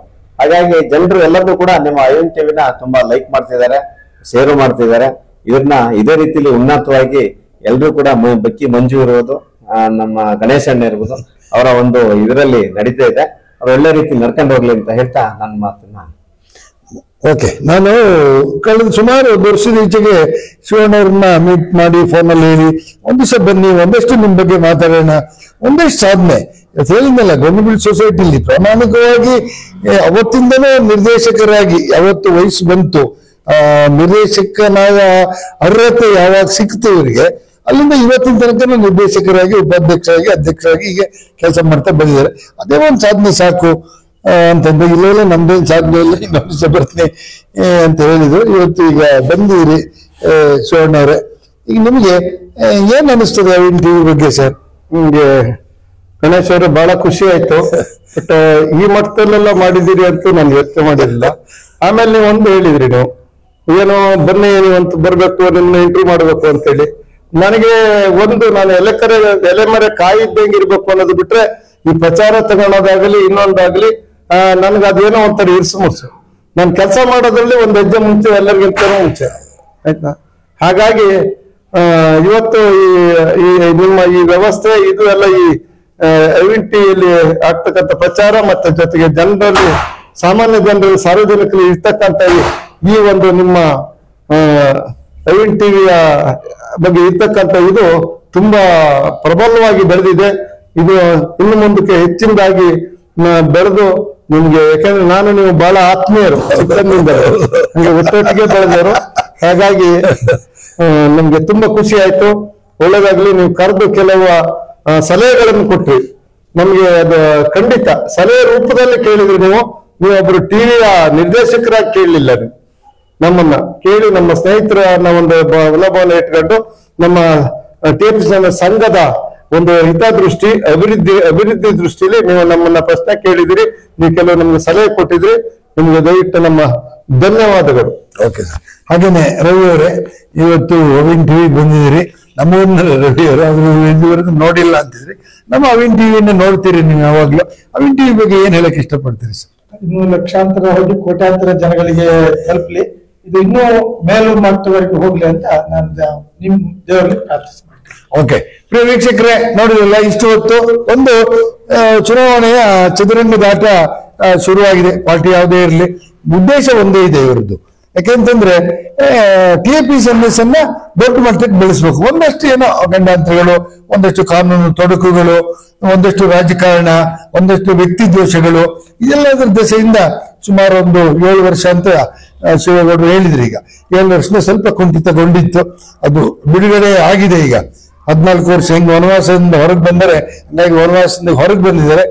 ಮುಂದಿನ ದಿನಗಳಲ್ಲಿ ನಾನು ಹೇಳಿದಲ್ಲಿ ಯಂಗ್ಸ್ಟರ್ಸ್ಗಳೆಲ್ಲ ಚುನಾವಣೆಗೆ ಬರ್ತಾ ಇರೋದ್ರಿಂದ, ಜನಪ್ರತಿನಿಧಿ ಆಗ್ಬೇಕು ಅನ್ನೋ ಆಸೆ ಇರೋದ್ರಿಂದ ಮುಂದಿನ TAPSMS ಮೋಸ್ಟ್ಲಿ ರಾಜ್ಯದಲ್ಲೇ ಒಂದು ದೊಡ್ಡ ಮಟ್ಟಕ್ಕೆ ಹೋಗುತ್ತೆ. ಪ್ರಾಮಾಣಿಕರು ಬರ್ತಾ ಇರೋದ್ರಿಂದ ಅದು ಇನ್ನಷ್ಟು ಖುಷಿ ಅಂತ ಹೇಳ್ತಾ, ಇವತ್ತಿನ ಈ ಒಂದು ಚುನಾವಣೆಯ ಚದುರಂಗ ದಾಟವನ್ನು ನೋಡಿದಿರಿ. ಪ್ರಿಯ ವೀಕ್ಷಕರೇ, ನಾವು ಲೈವ್ ಮಾಡ್ತಾ ಇದೀವಿ. ನೀವು ಲೈಕ್ ಮಾಡಿ, ಶೇರ್ ಮಾಡಿ, ಕಾಮೆಂಟ್ ಮಾಡಿ. ನಾವು ಮತ್ತವ್ರಿಗೆ ಹೇಳ್ತೀವಿ ಏನ್ ಕಾಮೆಂಟ್ ಮಾಡಿದ್ರು, ಏನ್ ಬಂದಿತ್ತು ಅಂತೇಳಿ. ಹಾಗಾಗಿ ಇಷ್ಟು ಹೊತ್ತು 3 ಜನ ನಿರ್ದೇಶಕ ಸ್ಥಾನದ ಒಂದು ಸಪೋರ್ಟಿಗಾಗಿ ಬಂದಂತವರು ನಮ್ಮ ಒಂದು ಆಹ್ವಾನವನ್ನ ಮನ್ನಿಸಿ ಇಲ್ಲಿ ಬಂದಿದ್ದೀರಿ. ತಾಳ್ಮೆಯಿಂದ ಕೂತಿದ್ದೀರಿ, ತಾಳ್ಮೆಯಿಂದ ಉತ್ತರ ಕೊಟ್ಟಿದ್ದೀರಿ, ನಮ್ಗೆ ಸಮಯ ಕೊಟ್ಟಿದ್ದೀರಿ. ನಿಮ್ಮೆಲ್ಲರಿಗೂ ಇನ್ನೊಮ್ಮೆ ಅವಿನ್ ಟಿವಿ ಪರವಾಗಿ ಧನ್ಯವಾದಗಳನ್ನ ಹೇಳ್ತಾ ಈ ಒಂದು ಸಂದರ್ಶನವನ್ನು ಇಲ್ಲಿ ಮುಗಿಸ್ತಾ ಇದ್ದೀನಿ. ಹೋಗಿ ಬರ್ತೀನಿ. ನಾನು ನಿಮ್ಮ ಪ್ರೀತಿಯ ಮಗಲ್ಮಕ್ಕಿ ಗಣೇಶ್.